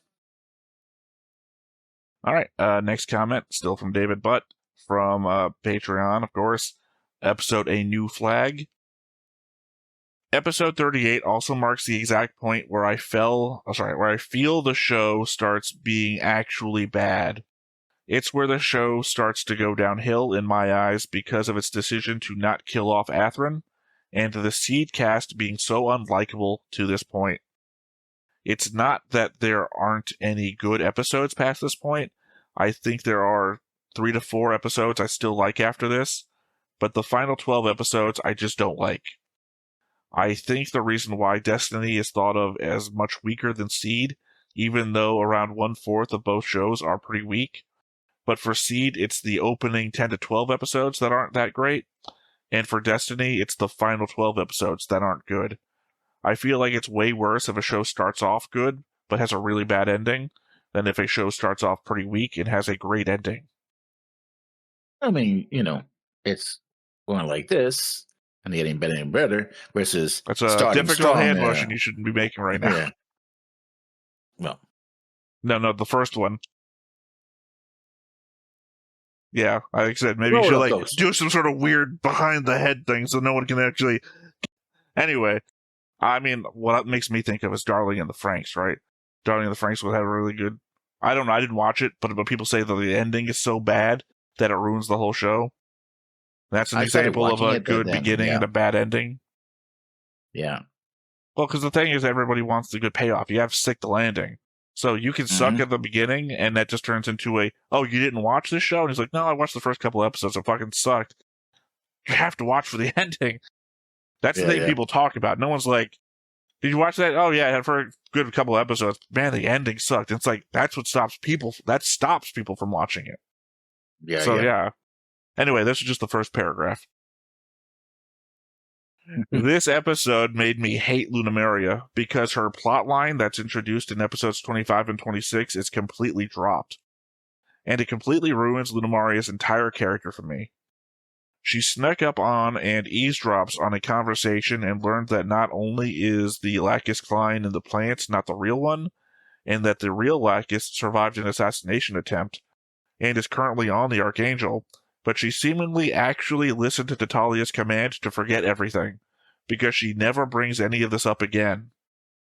Also, after the events of episode 36, where Athrun is declared to be a traitor, and is seemingly killed alongside her sister, she starts immediately dating her sister's killer. Yes, we know Marin is alive, but she doesn't, and it makes her completely unbelievable. Her sister is accused of being a traitor, and she has evidence that the Zaft military command and the chairman might be corrupt, but she still believes Durndal's lies and blames Logos. You talked about that, yeah. I agree. All right, next paragraph. In a good series, Lunamaria would either defect from Zaft, present the evidence to the plants to get the truth and force out the leadership, or be killed to prevent the evidence from getting out. Even if they didn't want to go there, even if they didn't want to do that, there should be some tension between Shin, Rei, and Lunamaria, but there isn't. Even though he feels bad about it, he still killed her sister, and she has no conflicted feelings on this at all. It's incredibly dumb and stupid. Also, even though I've seen the show before, I'm always surprised to see Sting back as the pilot of one of the Destroy's... choking there. I am always surprised to see Sting back as the pilot of one of the Destroys because I always think he gets killed by the Orb pilots in Berlin. But it sounds like the same actor, and his face looks similar, so I think it's him. Yeah. I didn't believe that he could be him. You told me that he was, so... Yeah, they said the biocomputer thing, too, so it's literally they say everything that they say for Sting. Yeah, short but I mean, of saying his name. Any extended could have been... Yeah, except that we know exactly how many extended there are. We did a count before. Yeah. All right, final part. The new opening wasn't originally the fourth opening of Seed Destiny. It was the opening to the OVA Final Plus, which was essentially an extended version of the final episode of the show, but they decided to make it the fourth opening of the for the HD remaster, because the original fourth opening was very unpopular. I don't like this. It's very too low key. I like the fact that the originals were very pumped and now they become more and more mellow. And it's like you still have all this action going on the screen, and like, well, you're like fighting it. And you're like, okay, cool. I So guess. you have the reverse problem of what I had with the first opening of the first season of Seed, not Seed Destiny, where it starts off piano playing and then gets super action all of a sudden. Very jarring. You don't like that we go from you don't like that we go from soft to then action sequence. Yeah, but it doesn't match. Like you still have this throughout. You have this sort of very soft music, but it's all this stuff is happening in the background. I'm like, the mood. It doesn't. I don't have that same problem. I think it does work.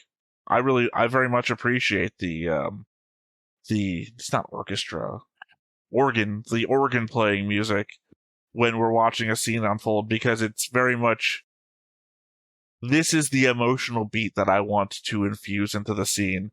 And you're like, it doesn't fit because this is an action scene and I need more stinging music to go with the action. And I'm thinking, you can make an organ music to be actiony, right? Especially I'm saying it doesn't need to be actiony. You remember you watched Avatar, right? Yeah. Not the Last Airbender. Like when you're watching the flaming horses going through, in the aftermath of the battle, and the slow music is playing to go along with it. You can do that in action scenes to imply that what's going on is more impactful than just the action that's going on. Because when you punch it up with action music, you're punching up the action and not the impact of the action. Yeah, but the thing is that this introduction and also the endings, when you have all these characters who are, a lot of them should be dead, but I guess they don't. I don't know why. Well, they are dead. A lot of them are no question they are dead. Yeah, so and the song is not bad, but it's again, I have this expectation you're gonna have, rising tension, and it's like now we just sort of have falling tension. It's like, stuff is happening, but I don't feel the connection there. It's like, I don't know, I have different tastes in music than I guess most people. I watch some of these like compilations of like the top 5 anime openings per year, and they're like, well, I'd put number 5 as my number 1 and then get rid of the rest completely because I don't, just don't agree with any of that. But then I watch people react to those things and they're like, okay, but I'm angry here. Where's opening number 2, which would have been in this year, and not this other opening that they put here? It's like, yeah, that's right. Like, for some reason, I think I was watching one where it was a year where Naruto had like 3 different openings. Naruto Shippuden had 3 different openings. And they're like, okay, but where's the first opening? I'm like, yeah, Hero's Comeback was really good. That was a really good opening. That's not even in the top 5. And yet another Naruto opening is here. It's like, no, Hero's Comeback is the best Naruto Shippuden opening. So it's like, yeah, I understand that. I have a different taste in music from you, but also from, I guess, a lot of people.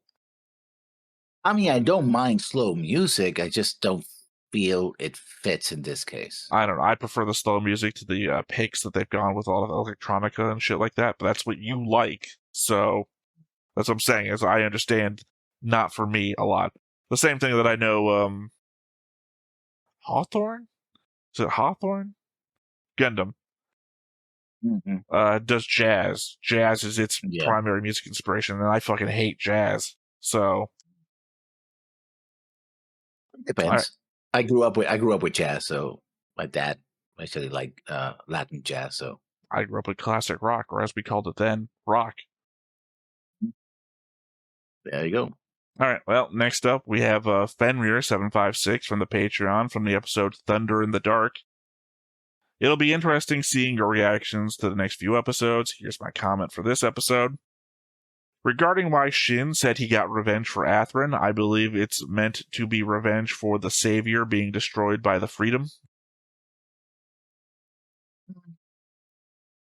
That the images we get of his, we do get him damaging the freedom, the savior, but I don't think he would be upset at that because he would understand that Athrun was not trying to kill him. So kind of that would reinforce the fact that except that he was fighting him though, so he didn't agree with Kira's viewpoint. Yeah, but Kira not to the point that he wanted him dead, right? Yeah. I don't know. I also think for most of this we can like disregard flashbacks. I can't remember any flashback that I thought was like important in any way. Mm-hmm. In the last pair of episodes, Data mentioned he was perfectly fine with Shin seeking revenge because it's just the human condition, and part of the message of the show is hurt people. And while Theta is correct that the show doesn't offer a definitive answer, part of the show's message is that people have to be willing to actively step out of the cycle of vengeance in order to prevent the cycle from spinning out of control.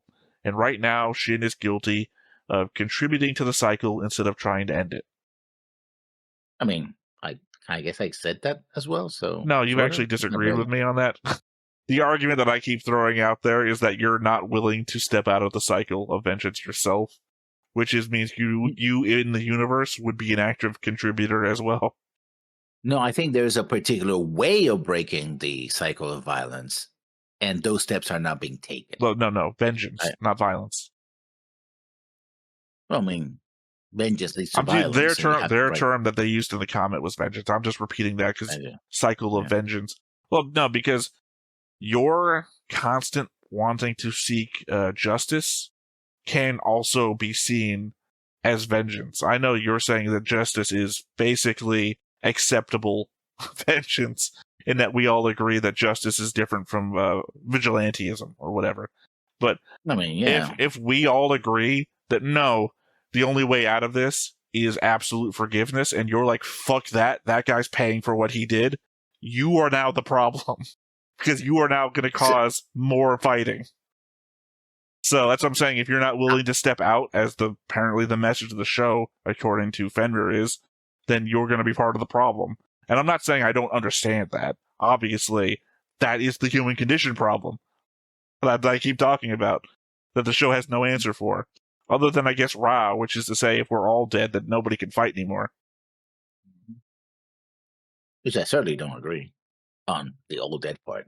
Well, I mean, you have to agree with it. If we all are dead, then none of us can fight. It's just facts. I mean, I don't think that should be should we be considered in the first place? Well, like, look, among answers that the show has given us to the problem, that is the only one. Which is kind of dumb. Well, no, I mean, it's not. Look, all I'm saying is the show has proposed no real answers to those solutions to the problem, except for the final one. Yeah. That's apparently, as I predicted in my notes, it's going to do again. With respect to the explosion that occurred when Shin destroyed the Freedom, the size of the explosion led many people to conclude, including me for years, that it was caused by the Freedom's nuclear reactor detonating, like how Athrun used his to destroy Genesis at the end of Season 1. And the fact that Kira not only survived, but also somehow turned off the reactor helped contribute to the Jesus Yamato meme. What actually is supposed to happen, and I believe this was very poorly executed, the Minerva's positron cannon shot is the actual cause of the explosion, and there's a single frame shot in the episode where the Minerva is turning from the explosion, but traces of the positron blast still remain in the air and point directly at the explosion. Yeah, I mean, I don't know how it turns, because we saw it descending into the water, so conceivably my thought process was that the positron blast hits the water, and the explosion is the water exploding. Exploding, yeah. I don't think we confused one and the other. I thought it was the positron was one thing. No, this isn't a comment about us confusing it. It's a comment about what the community thought and what they thought. Oh, yeah. No, I never confused the two. I mean, we also pointed out, I at least brought it up in my note section, that Kira had hit the shut-off on the nuclear reactor. Because I remember going over, are we supposed to think Kira is magnanimous for not killing his friend in the explosion that would have killed him? No. Or is it that he saved himself by not causing the explosion that would have killed himself? Yeah. And his friend. Yeah. So I don't think I was ever confused about that's not Kira blowing up. But then again, I guess I don't know. Well, we do get to see it twice as well. If you're just watching from moment to moment, you don't get to go back. Then you might go with first impressions, and if people agree in that first impression, it's like, oh, that's must what happened because everybody talks to each other, and goes like, oh yeah, that's how it happened. Did you see it? Yeah. What do you see? Oh, I saw that. Oh, okay. I guess the fact that we also watch a lot of Macross gives us the certain perspective on being able to accept changing continuity as it goes. Yeah. Yeah, because one show is different continuity-wise to the other. When Athrun was talking with Durandal, his glancing at Mir was meant to subtly signal to Durandal that the fake Lacus was the cause of why they didn't trust him without revealing the deception to Shin. This was meant to demonstrate that while Athrun disagreed with what Durandal ordered and had serious doubts, he was trying to understand him and why he did what he did. But all Durandal did was further gaslight Shin by making it appear that if even Lacus supported him, there must be something wrong with the Archangel for refusing to either talk or support him. Athrun is not thinking about playing Durandal because he currently has no plans to leave Zaft, and he genuinely wants to try and understand what is going on, as his previous impression of the chairman has been seriously challenged. Yes, and then later on we have Ray, who further poisons the chalice, I suppose, by saying, oh, he's never going to, Well, this whole comment here, I literally had a note for. I thought in the episode that they're talking about. So either they disregarded that note, or because remember I said it's going to be really fucking stupid if this is all because of Lacus, because I even referenced the fact that he looks over at Mir and everything. So it's literally my comment here. So the thing I said, this would be really fucking stupid, they're saying this is the real meaning behind it. So yeah, the stupidest timeline. Yeah. Remember that when Athrun tried to bring Mir with him, that she declared that I'm Lacus to Athrun, and she seems to believe that she is Lacus Klein. But she also said something about she liked playing.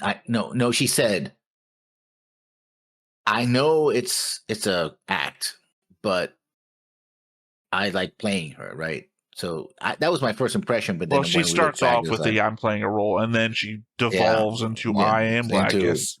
Yeah. So there's that. Yeah, I mean, that wasn't even a question, though. So, I mean, that's not a question because we both already had that observation. Lacus has not just been sitting around, but I can't say anything about spoiling. I mean, spoiling like the opening does when it says that she has a meteor. Yeah. Well, here's the thing. Is you're defending the show from a future standpoint, which is bullshit. You can't do that in a comment section. I mean, you can. Obviously, you've done that. But, I mean, you can't do that because I'm calling it bullshit.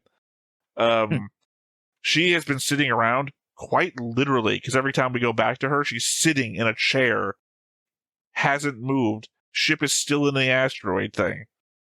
It's dumb.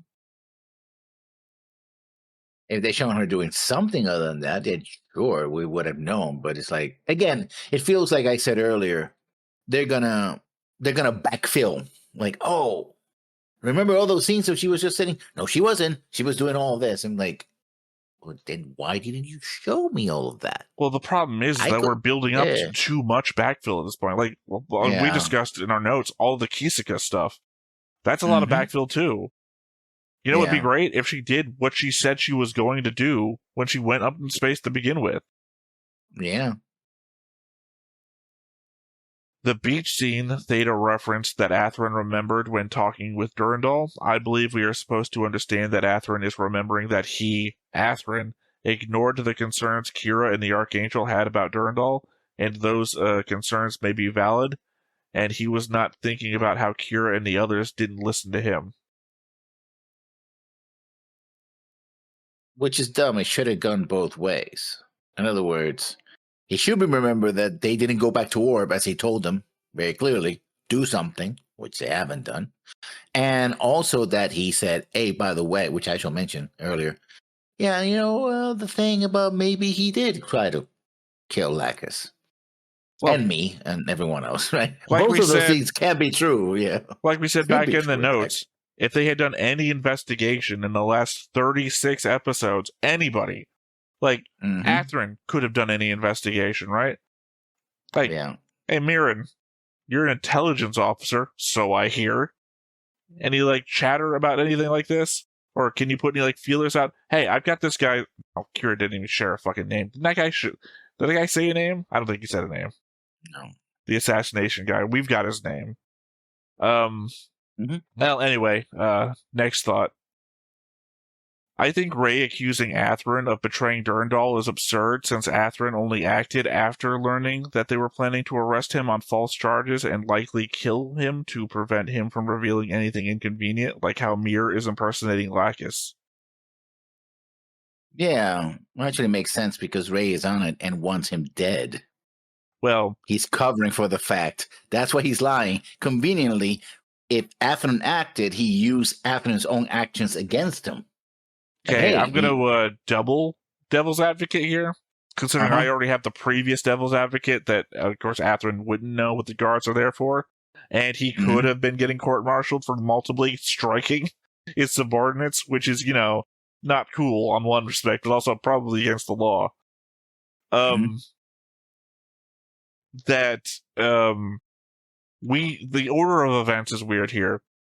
It is possible that if Rey is not the mastermind that I think he is, which I clearly do not think he's not, I think he is, but it's possible that the message that Athrun has shot somebody and is on the run could make him think that he has betrayed Durandal.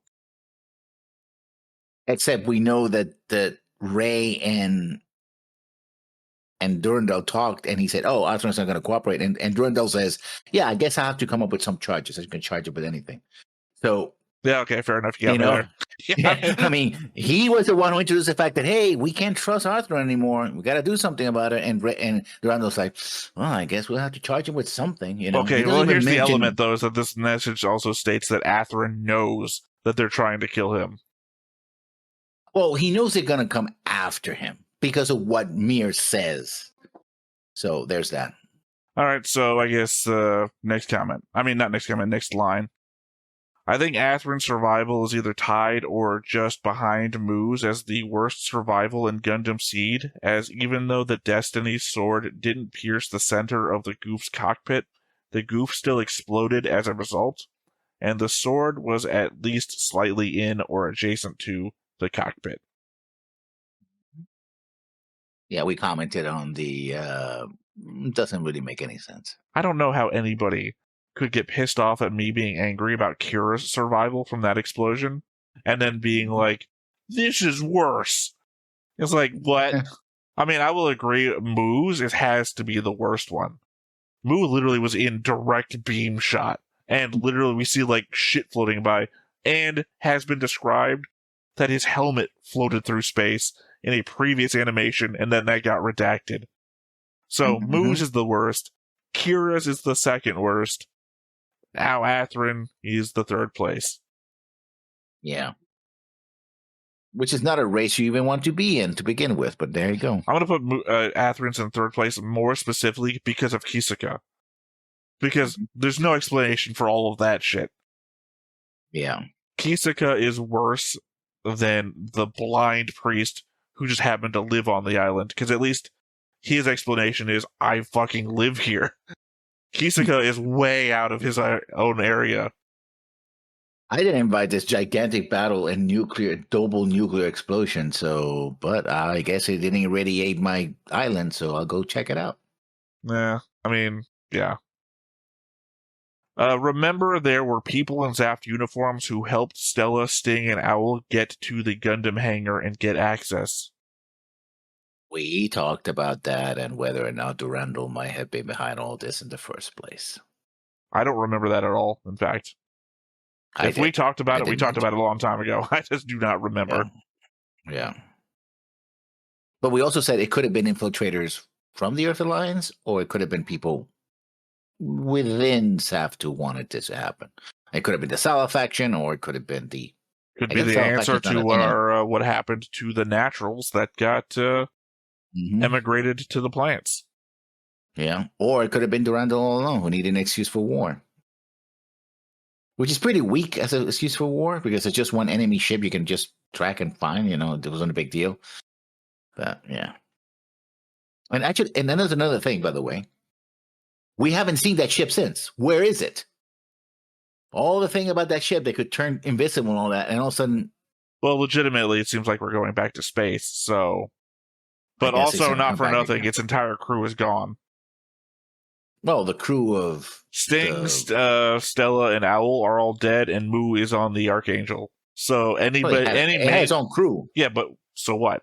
Any character we've ever followed on that ship is no longer on that ship. Literally, we don't know anybody else except for maybe the one technician that talked to Mu that one time. Yeah. Oh, there's that ship. And the technician's on the bridge. It's like, yep, time to win. I mean, it could be a way of Jibril getting off planet.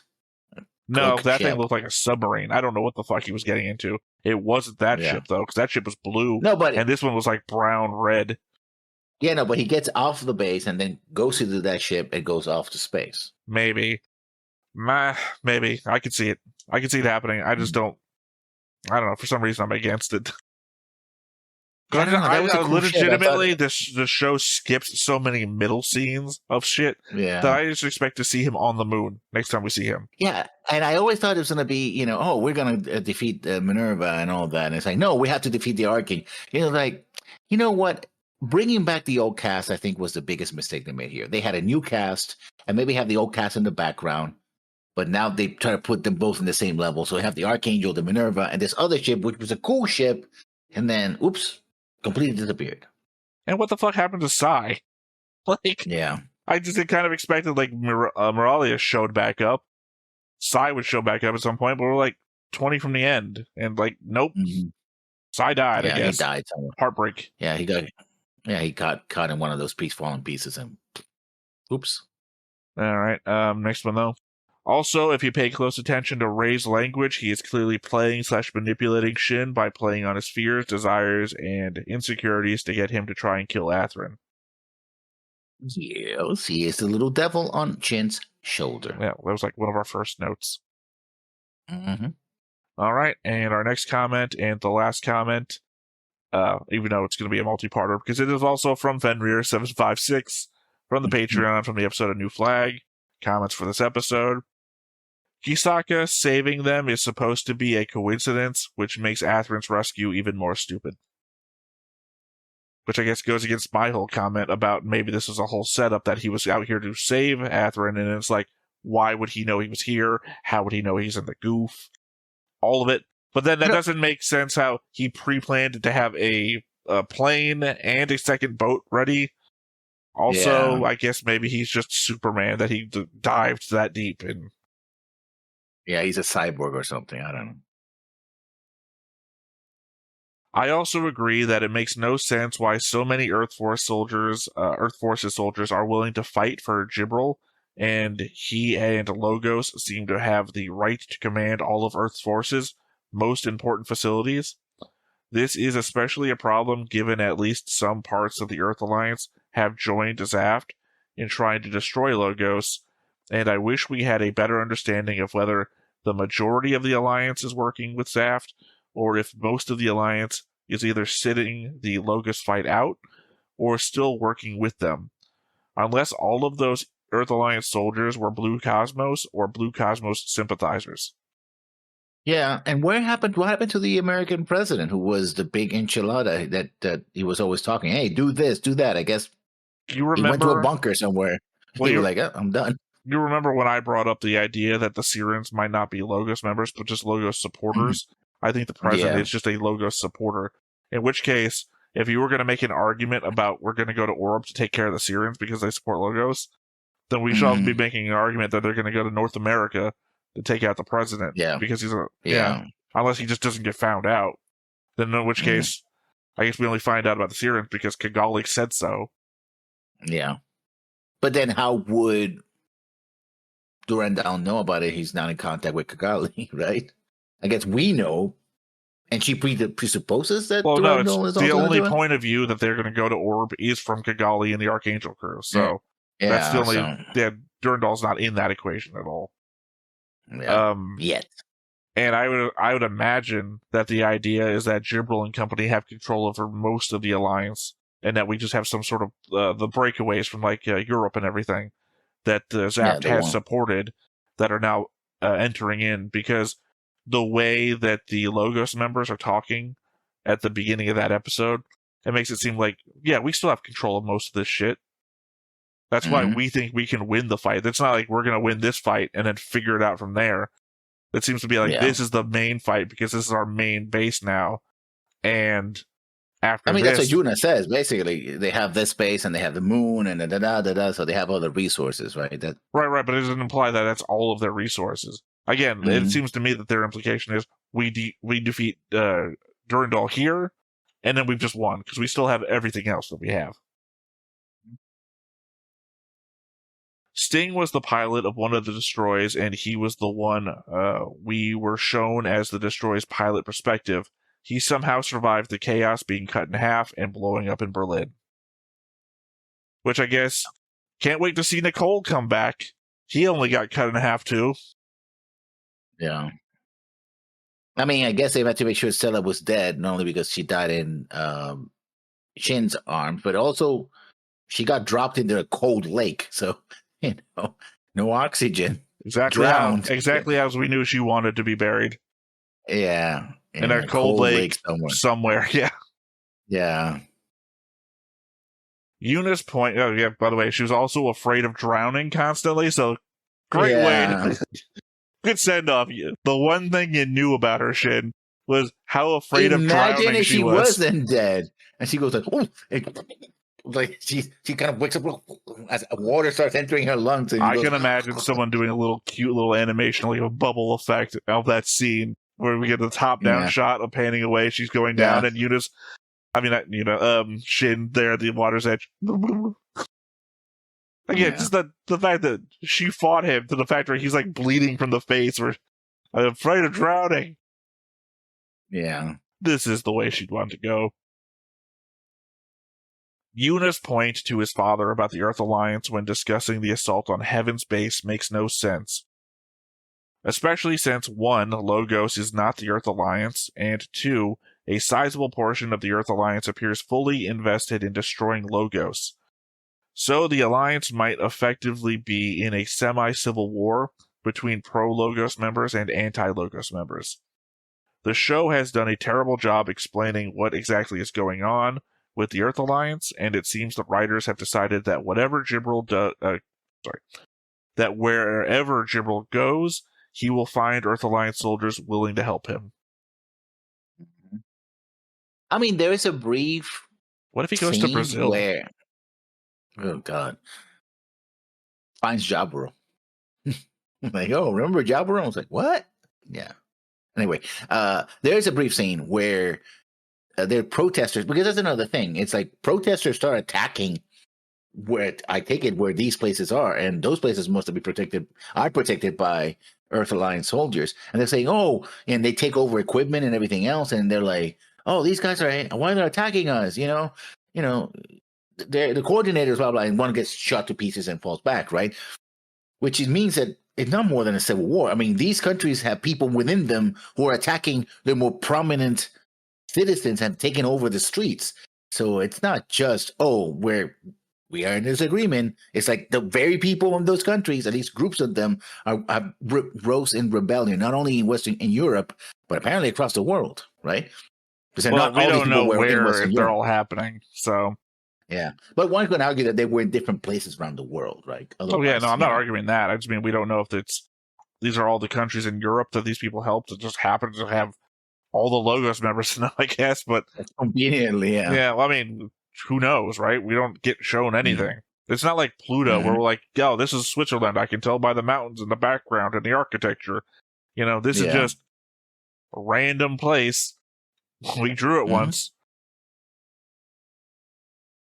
Kira, Lacus, and the rest of their faction are not per se opposed to getting rid of Lacus.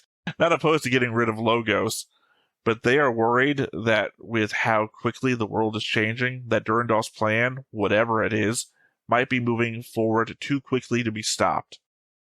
I know Theta believes that Durandal's plan is likely good for the world, but right now Kira and the others don't know if it's good or bad and have very legitimate reasons to doubt Durandal's character or trust him.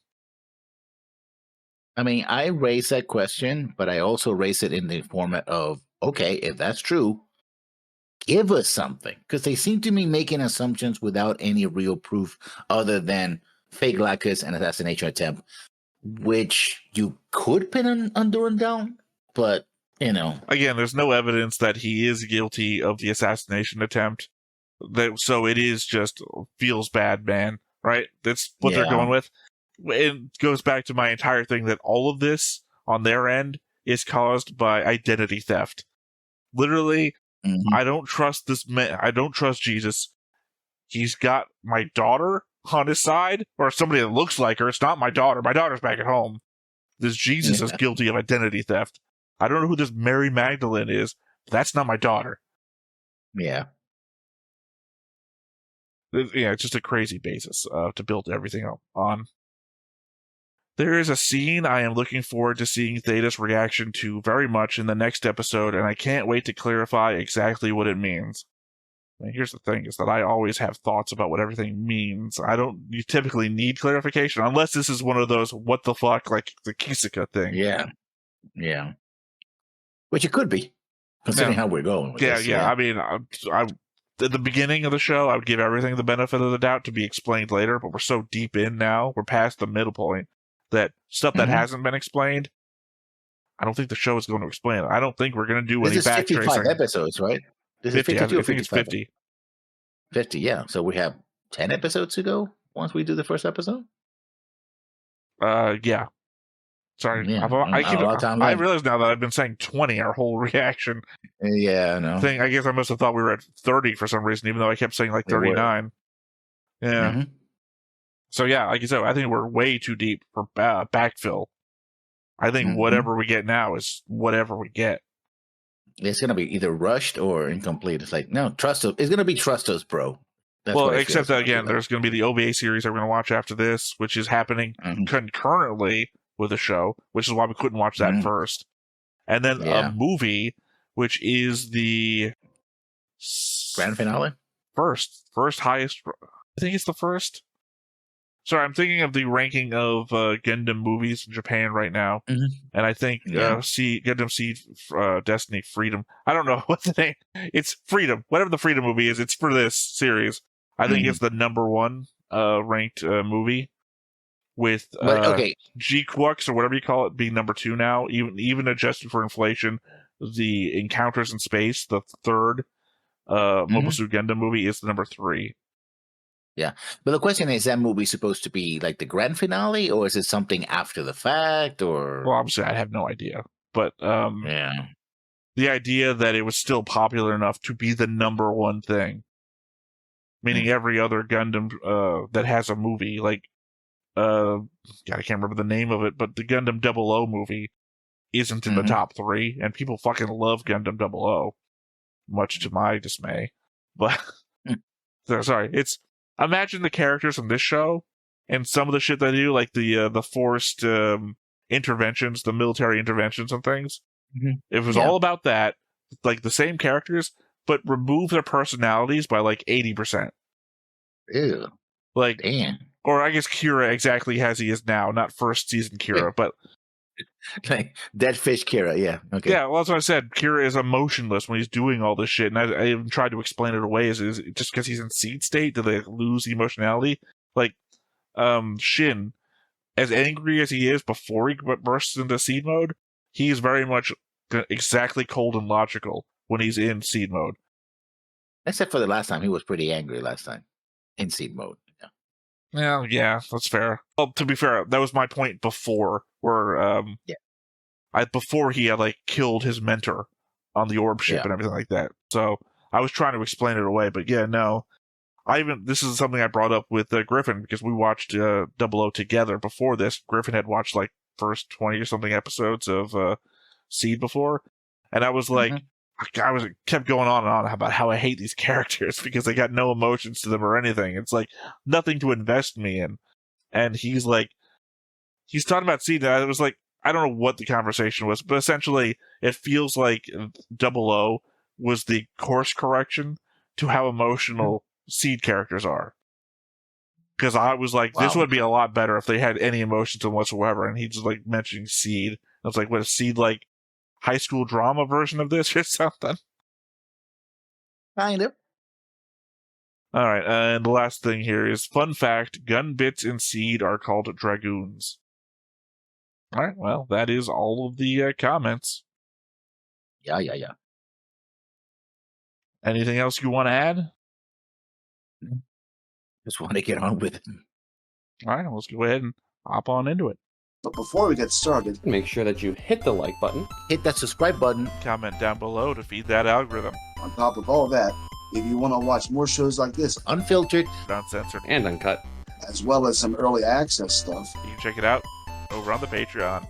It's just $5 a month, but hey, no pressure. There's zero pressure in order to do that. It's just a little bit of extra support, and it would be greatly appreciated. Yeah. Colony Mendel. That's the colony from season 1. That's a Wiki laboratory colony? Yep. Yeah. Looks like it got all messed up in the fighting.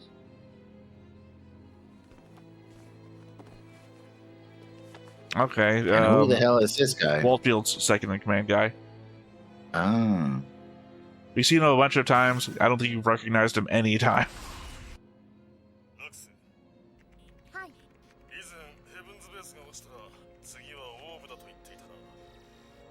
Based on nothing. Yeah, they literally surrendered the moment Gibril left. Because they're like, I don't think we're winning, maybe we should leave, or maybe we should surrender. And Gibril wasn't there.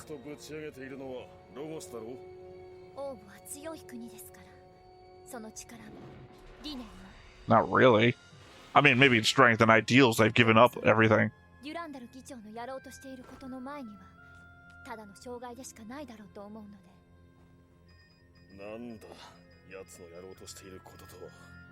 That's a good question. And that's the only thing you could say.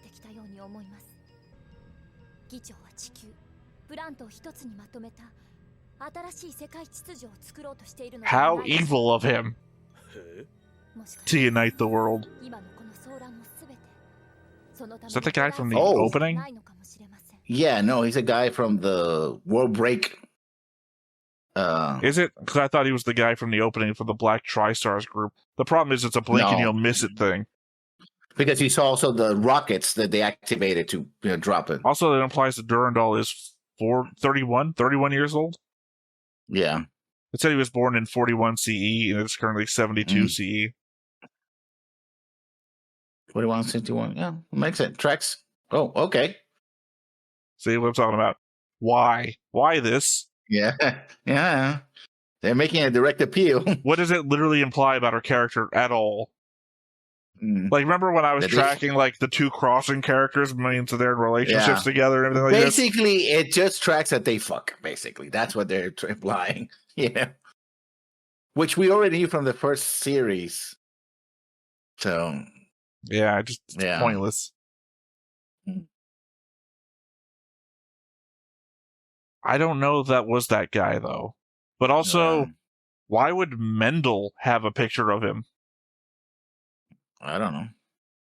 I think it's right after this. Well, we suspected that maybe he did work with... right there. Ah, damn it, I missed him. The eye goes right for the guy, right for the orange-haired girl with the eye patch, and he's like on the opposite side of the one I wanted to look at. I guess in space, everybody's having sex. Sato did have a scar across his face. Unfortunately, he's wearing a fucking helmet, so I can't tell if he had blue hair or not. Well, again, I think Durandal might be the patsy, so I think Ray would actually be behind everything.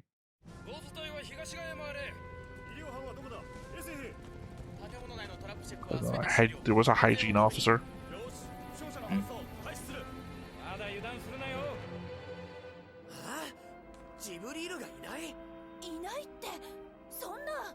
So they attack Orb to go after Jibril?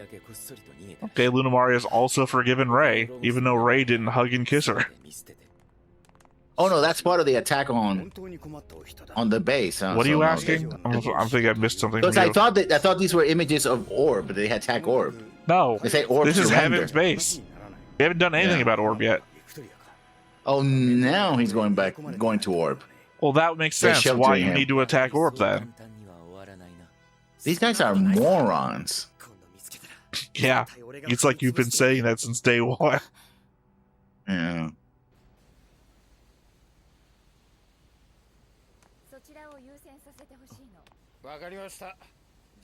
And the thing is that if Kira goes to defend Orb, he's defending Jibril.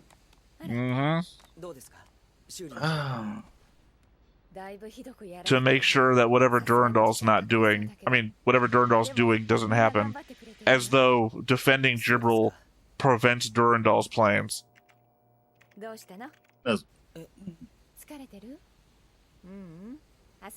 only way that could work if it's like whatever the plan is requires like authorization DNA from Jibril. So like I needed to get Jibril so I could pluck out his eyes for a retinal scan, you know? Yeah.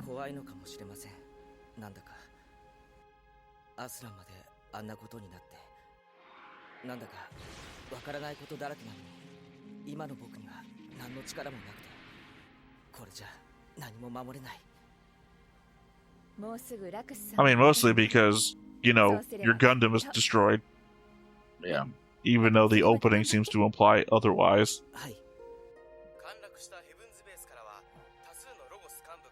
Also, you know, the opening implies that there's going to be an infinite justice. At least he gets a TV. ああ死にたいような気分だが残念ながら大丈夫みたいだやめろよそういうこと言うの誰も嬉しくないから But they don't, you know, they should just put him in the brig and make sure that, you know. We said that last time. Also, Yeah. one thing they shouldn't let him do is completely cover himself so you can't see what the fuck he's up to. そっかミネルヴァに乗ってた子だよな完成のああ助けてくれたんだ殺されるくらいならいけってほとんど Yeah, those are exactly the scenes where she saved your life. 俺甘えて Yeah, technically he did. No. Literally, the one scene she saved his life is literally when she goes to the door with a towel. We didn't need to see her undressing. 大丈夫だよ Well, true. 彼女のことは心配するなちゃんと私が面倒見るからそれで私のことは I may be married. 許してくれるか Technically, she might not know. 俺の方だろ Yuna could have put that all through the courts and everything like that, and she doesn't know she's married or not. Which would mean that if they do get married in the future and don't show like a divorce or anything, an annulment, that it could all be unlawful. Turns out that's the plot of the movie. Yuna's revenge. 守りたかったんだろオーブを俺は Well, you've done a shit job of it so far. Oh god, I wish Athrun would be here from the bed. By the way, did you go back to Orb like I asked you to? かがりは国という重い責任を負って毎日死に物狂いなのに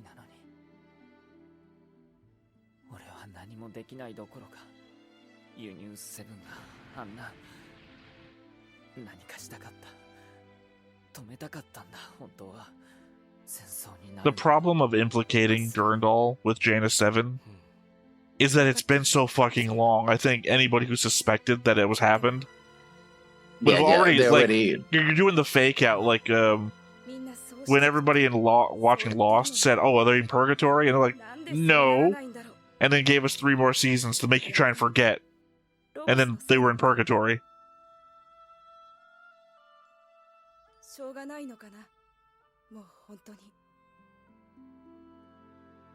You could get rid of the Sirens and Jibril. Well, you might not believe it, but there's one thing you could do. One simple trick that would piss off everybody.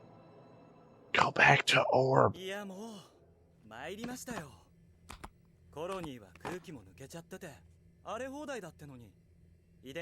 Also, stupidly, 1, why does that colony have notes on that guy? 2, why did they just fucking leave it there? Literally unguarded and floating in the air.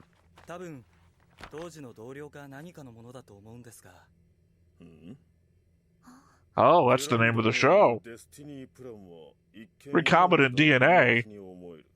Gene manipulation. 人は世界のために生きるのではない。人が生きる場所、それが世界だということ。これはデスティニープラン。なんだ？偵察型人。つけられたかダゴスだ。え？すぐに追う。俺のガイオ。待ってください。もう間に合いません。追尾してきたというのなら。Again, the thing sticking out of the asteroid, though, looks more like a head than a Yeah, ship. that's what I always said. It looks like a giant, like a mobile armor rather than a space. But yeah, but this doesn't look like the bridge of a mobile armor.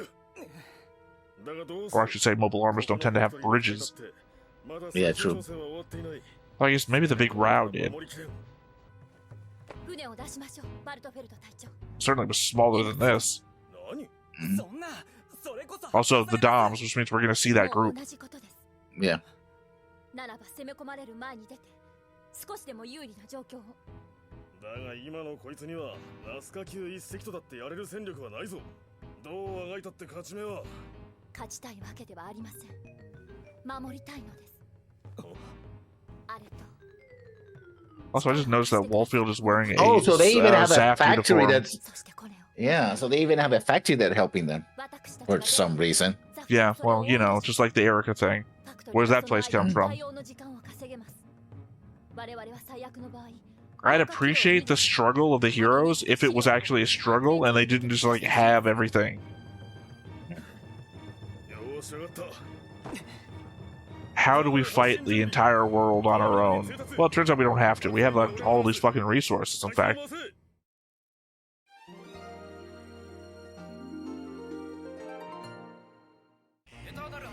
Also, Atherin never had to be a soldier. I mean, his dad made him one, but remember, he invented the Haru in this universe. Atherin created AI.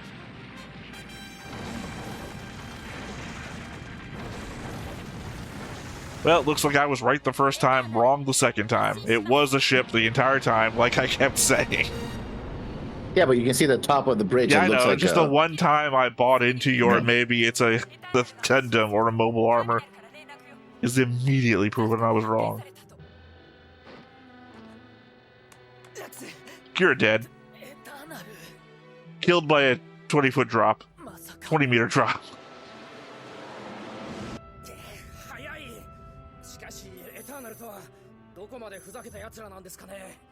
戦後のどさくさで行方不明になっていた船にこんなところで my wake's wailed. カーナボンとホルストの位置はは現在グリーン22チャーリーインディゴ8アルファです。よし追い詰める。皆さんぞテロリストでもようやく見つけたのだ。 The terrorists? They are terrorists. They show up on battlefields interrupting actual battles. You know, that's literally a terrorist attack. No, I don't think that's terrorism. Civilians don't have any operational authority to operate in battlefields. They are terrorists by that definition. They are war criminals.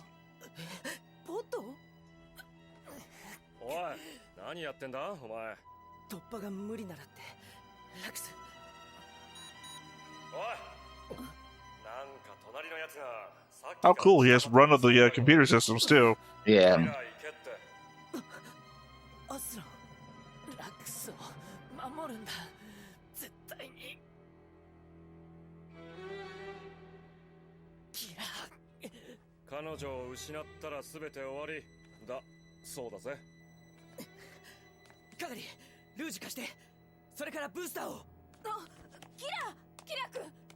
Oh, lend me it. As I'm going to take it from you anyway, so might as well. I mean, it does explain. It does explain why she has a different mobile suit in the opening, and that the rogue is no longer present. So I guess Kira gets the fucking Rogue destroyed too. なんでお前までそう呼ぶの Or Rouge, whatever we're calling it. ロアノーク大佐 For you dumb people in the back who might not have figured this out yet. ミサイル来ます迎撃大火事10下げ火事20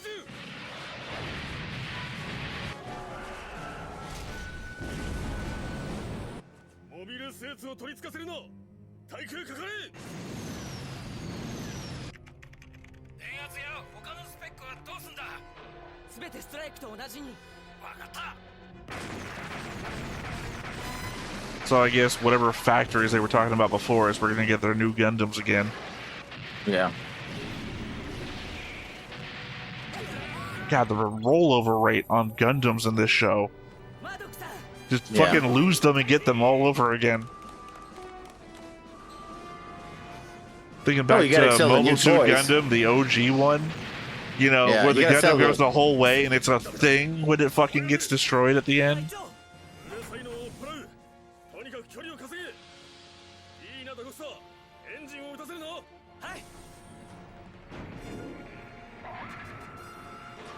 Oh, they have an entire secret base. Well, yeah, that's where they brought the Archangel to.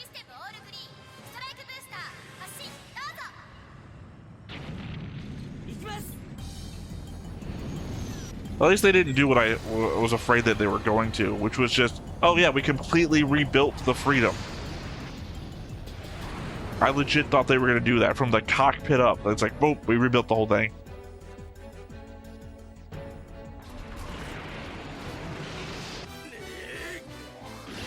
His old outfit from season 1.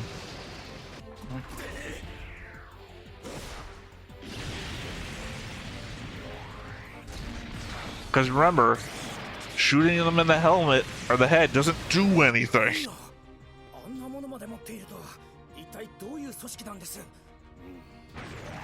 Sorry, I'm new here. What's going on? They have the Gaia. Yeah, no, the guy who's like, they've got one of those. What kind of organization is this? As though he has no idea what the hell's going on here. Sorry, I was bored yesterday. What's going on?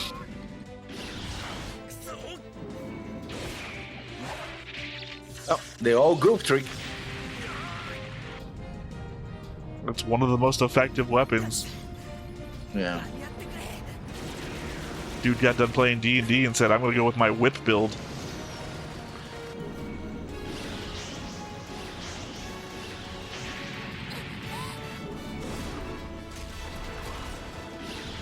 Oh god, you know what I would love if it actually happened? I would love it if they actually killed Lacus. And then, no, not because I hate her. I mean, I kind of do, but that's not the reason why. I would love it if they killed her, and then fake Lacus Mir has to live up to the responsibility of being actual Lacus and the ideals that she embodies. Because it gives Mir more of a character arc. Because Lacus already had hers. She had a whole season.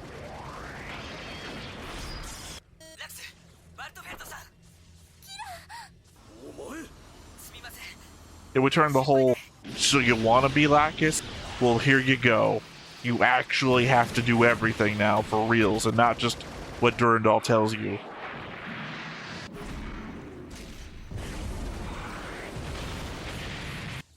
It would actually also give weight to the idea that we haven't told anybody. Literally fucking nobody else knows. It would be a weight that a bunch of people have to carry now.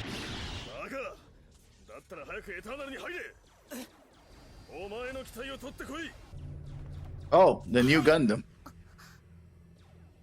Right. Even though you're in a Gundam right now, and since you're a main character, it doesn't really matter what happens.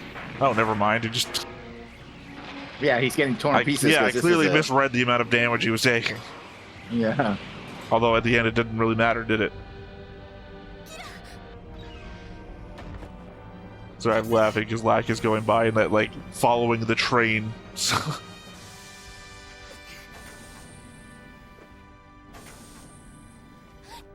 Touching scene, but you're in the middle of a battle. Get on the other Gundam, save her, and then hug her. It's fine. They thought he was going to cry, so they kicked him in the nuts. 嬉しい Yeah. He couldn't do anything if he wanted to. キラ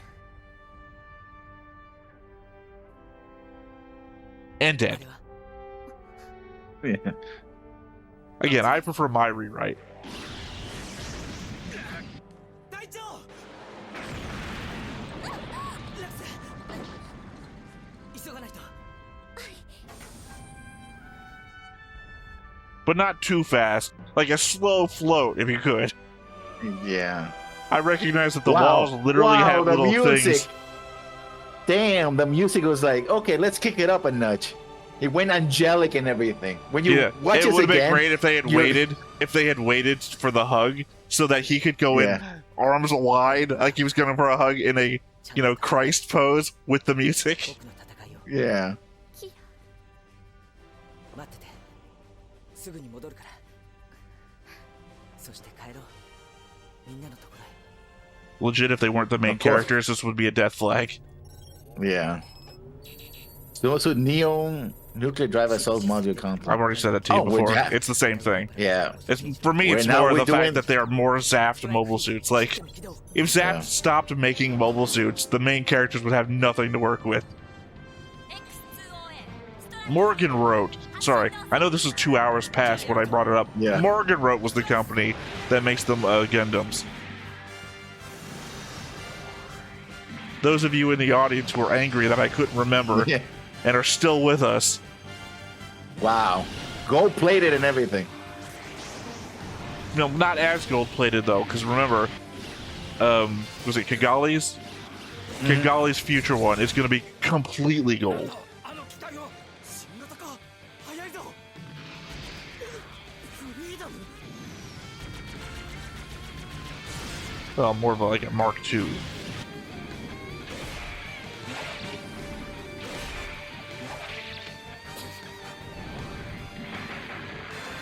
Now, this has worked literally on every other time we've used these goof whips, but not now. No, because now he has spits. Also, back to Or season dragoons. 1. Well, no, I'm saying just touching them would break things Yeah. before, but not now. And also, I know we read the fun fact that they're called dragoons here. I'm going to call them gun bits. 2分わずか2分で25機のザクと Captain's got a bit of a paunch. 全滅だと Or a way too tight belt. 敵モビルスーツ Like, what's going on there? 全訪問広げ撃ち渡せ Got Barbie proportions.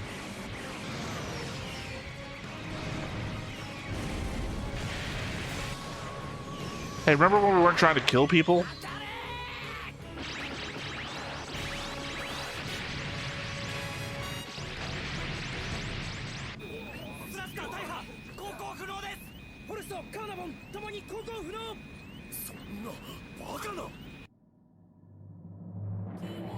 Pretty sure these people are going to be dead soon.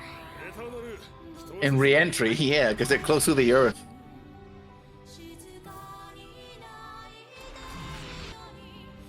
You made me do this. Stop making me hit Which you. is true. Yeah. Which is kind of true. Sort of. You mess with my girlfriend, bitch, you're gonna...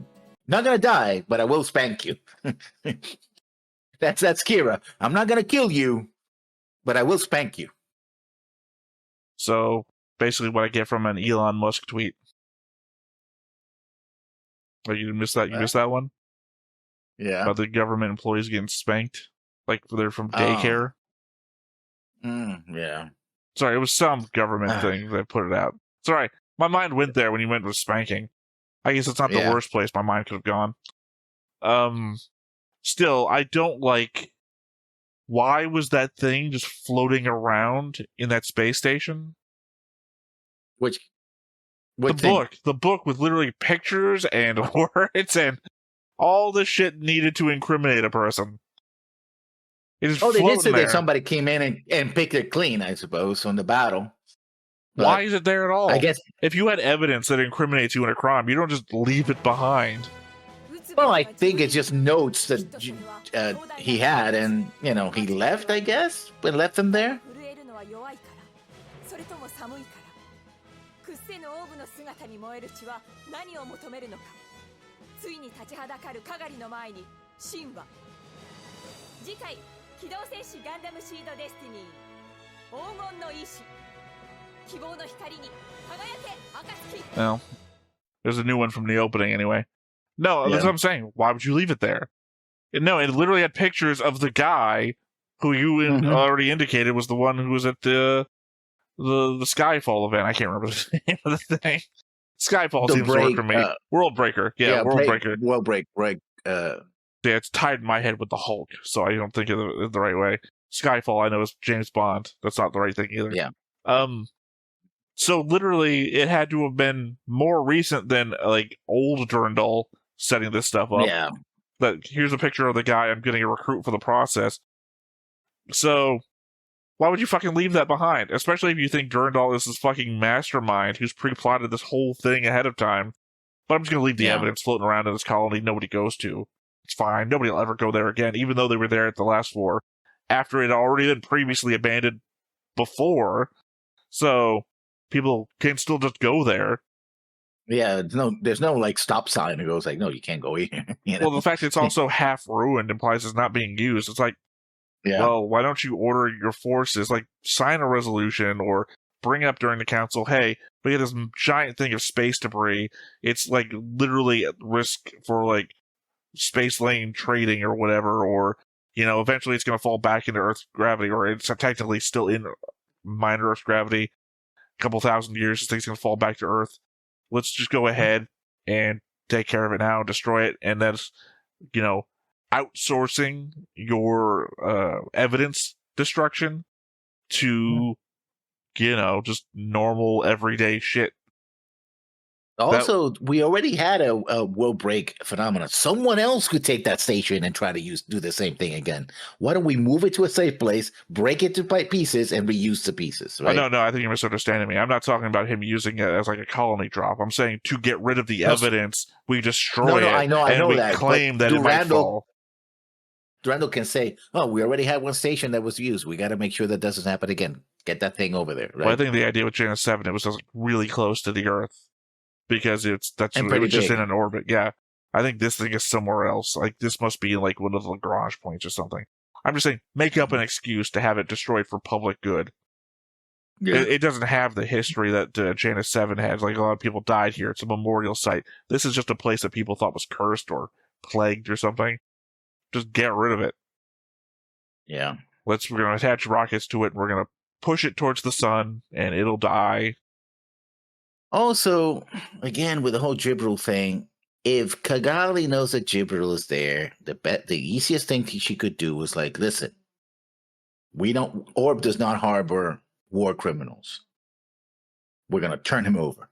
And if the Syrians go, oh, we can't do that, it's like, oh, you want to start a war with Zaft when you said that you sided with the Alliance to protect Orb?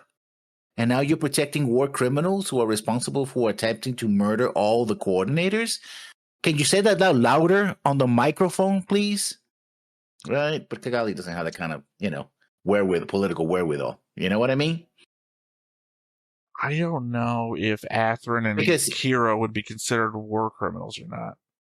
No. I'm not trying to turn Kira. Turn Jibril. No. See, I understand. You're doing the same thing where I thought you were misunderstanding me before. Now you think I'm misunderstanding you. And that's what I'm saying. You're saying that Kigali would imply, since Jibril is there, that Orb doesn't harbor war criminals and thus get rid of Jibril or capture him or whatever. I'm just saying that at the end of the war, Kira and Atherin are people that were on one side or the other. Like, Kira, technically former Alliance soldier, Atherin, former Zaft soldier. They might be beholden to the crimes that they performed before they formed their third faction and everything. So technically, might maybe be considered war criminals, especially because of the fact that Atherin may not have fallen under Durandal's, forgiveness act, just because he was off in Orb doing whatever. So technically, Orb may have been harboring war criminals the entire time. I mean, if that's the case, I was just thinking of the pedantic nature of my own thinking. Like, you can say, "Oh, you think we're harboring other war criminals? Okay, let's put all the evidence out. Let's see what's happening." You can do a lot of bureaucratic stuff too, because then you show that Durandal wants to attack Orb for his own reasons, right? Also, technically, being that Kira is now a criminal to Zaft, and Zaft is run by Durandal, and Durandal is kind of operating the entire Alliance Zaft unilateral government now, that would make Kira a war criminal in Orb if he goes there. So... Oh, no. Fighting against an enemy doesn't make you a war criminal. Committing war crimes is what makes you a war criminal. Well, I've already established that he is a war criminal due to the acts he took before he was established as an enemy of the state.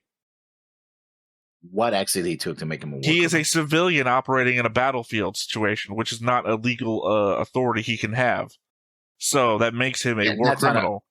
That is one, actually. I had to look that up back when I was discussing the whole hostage-taking stuff that happens in Season 1. I was looking at the international he later courts. on was integrated, but he later on was retroactively integrated into the Earth military. That doesn't retroactively get rid of your previous crimes. You have a new status which allows you to operate in a different manner, but doesn't get rid of things that you have done in the past. If I execute a bunch of criminals, as I walk into a prison with a gun and start shooting prisoners in their cell, and then eventually later on become the executioner of death row inmates, that doesn't get rid of my previous crimes as a killer. The stated goal of the attack on Orb would be by Zaft, would be because they're harboring a very specific person, Jibril, right?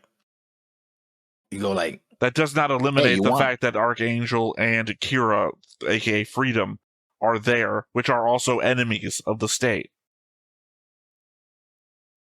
Yeah, but they're harbored. They're supposed to be harboring enemies of the state. At this point, it becomes you're harboring war criminals to you're harboring enemies of the state. Yeah, but Orb is not part of the Zaft state, so Orb is supposed to be. Doesn't matter. It doesn't matter if you're trying to extradite somebody and you're using force. Regardless, it doesn't matter if they're a member of any state or not. You're but that means that the boys of Brazil, they're still fucking Nazis. We're still gonna go in and get them. Durandal is then looking for more excuses to attack Orb, right? That's what I'm saying. You're not looking for more excuses. You just change the excuse. I'm not looking for a war criminal. I'm looking for all enemies of the state. Now, Orb can say, we're not an enemy of the state. We'll side with you. You're clearly winning. We don't need to do this anymore. And then they'd be like, well, then turn over these enemies of the state, which we have already prescribed to you are necessary to do this, and then they have to choose, well, do we do this or do we fight this out? And for some reason, as indicated by past comments and our own notes, for some reason, Alliance individuals are ride or die. They are, well, it turns out I've been working for Adolf Hitler the entire time. That was a surprise, but he does pay well. I don't know where I'm going to spend the money after, but apparently I'm willing to die to the last man, which is me, the last man, narrating this into my journal that I hope somebody later finds. I'm including a picture, by the way, so that you can attach me to all past crimes and then my future employers. Because apparently that's what we fucking do. Yeah, I guess so. So, our suspicion that Durandal worked with or knew about Hibiki's work is confirmed? Not really. I mean, what's the tie? Why would it be in the same station? It's a floating book. We've never seen Durandal there. That would be the thing. Durandal, we don't have any evidence proving Durandal was at Mendel Station.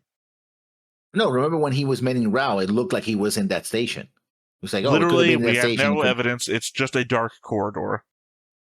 Literally every hallway in the entire show is that. Yeah.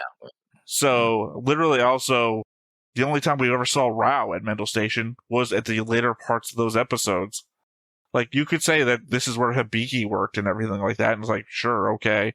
But that's also to say, okay, he was never anywhere else, ever. Yeah. The problem is that everything we have is literally circumstantial, and I think that's just what most anime operates on, is all we need is circumstantial evidence that we could say maybe, and it all turns into a, who do you like situation? No, I was going to say, what's the objection? Yeah, no. I know Phoenix Wright. It all turns into a Phoenix Wright where you get the person on the stand and they break. You don't have to have perfect evidence. You just need them to get into a situation where they say, oh, you got me. That's it. They did it. So, I don't think we have enough damning evidence to say that Durandal is tied to this. They just found a book. Yeah. Yeah. And, I mean, sure, you can say Durandal's a DNA expert, and the book is filled with, like, talking about DNA and genetics and everything. And there's a picture of this guy, but what lawyer couldn't also make the argument that maybe this guy was also a DNA expert? It's his picture in the book. Maybe it's his book. I mean, we had to see what the book actually says. There's a bunch of mathematical formulas. Again, maybe this guy, who we called Zolifaction before, because that apparently doesn't exist, wasn't himself a DNA expert and a mathematician. Like, at the point that you would need evidence, you'd be like, okay, we brought in a handwriting expert. We mapped his handwriting to Durandal, and you'd need so much more extra stuff. I cannot imagine the justification required to say, we found the book, so we launched out the super fighting war machine to go get this guy. It's so not on par with itself. Yeah. It's half-ass at best. That's the problem. Which is ironic, because as of the date of this recording, Gina's half-ass is a character on the Character of the Year poll on the YouTube side. Okay. Gina's half-ass is the principal of the Magic Academy in the second season of Mushoku Tensei. It's not spelled that way, but it's very much read that way. Gina's half-ass. All right. On the nose, I guess. Any final thoughts before we wrapped up this episode? No, just seeing, just seeing that it's so plot driven and the plot is dumb that it just gets dumber and dumber. Well, this has to happen. Why? Because reasons. Let's do it. Okay. The disappointment is that we came into this so detail focused that we're like investigating every little idea that is presented to us. And we're like, oh, this is going to pay off. This is going to be great. And then we're just like skipping over Kisaka and everything. Oh, they had bases all over. Okay, that's cool. I don't know. So you can't do that, right? It's been like if we were watching Matlock, and then Matlock just fast forwarded to the end real quick. I'm like, oh, okay. He's guilty. Okay, fine. There you go. He said so. Bye. Yeah, I found a gun. He's guilty. Yeah. Did we find Like, fingerprints? what? Was it like blood anywhere? Was like, did he admit that it was his gun? Was like things? No, just found a gun. Found a gun. And he said it was his. Done. We're done. What? Yeah. This is like. Is your gun? Yes, it is. Okay. Was this a 5-minute episode of Matlock? What's going on? Matlock says, "You guilty. Go." Yeah. Yeah. Turns out Matlock is judge, jury, and executioner. Apparently so. No, that's Terminator. Anyway. That would also be a judge, jury, and executioner, but yeah. All right. Well, I guess that was it for this episode. So once again, I have been Theta. This has been Lessons. We've been Stoneface Reactions, and we will catch you next time. Bye-bye. Hey everybody, thanks for watching another Stoneface Reactions. If you have an idea of another video we could go ahead and watch, go ahead and put it in the comments down below, and we'll add it to the wheel. Be sure to like, comment, and subscribe, and let us know what you thought about this video, what parts you liked. And until then, we'll see you next time. Is this too goofy?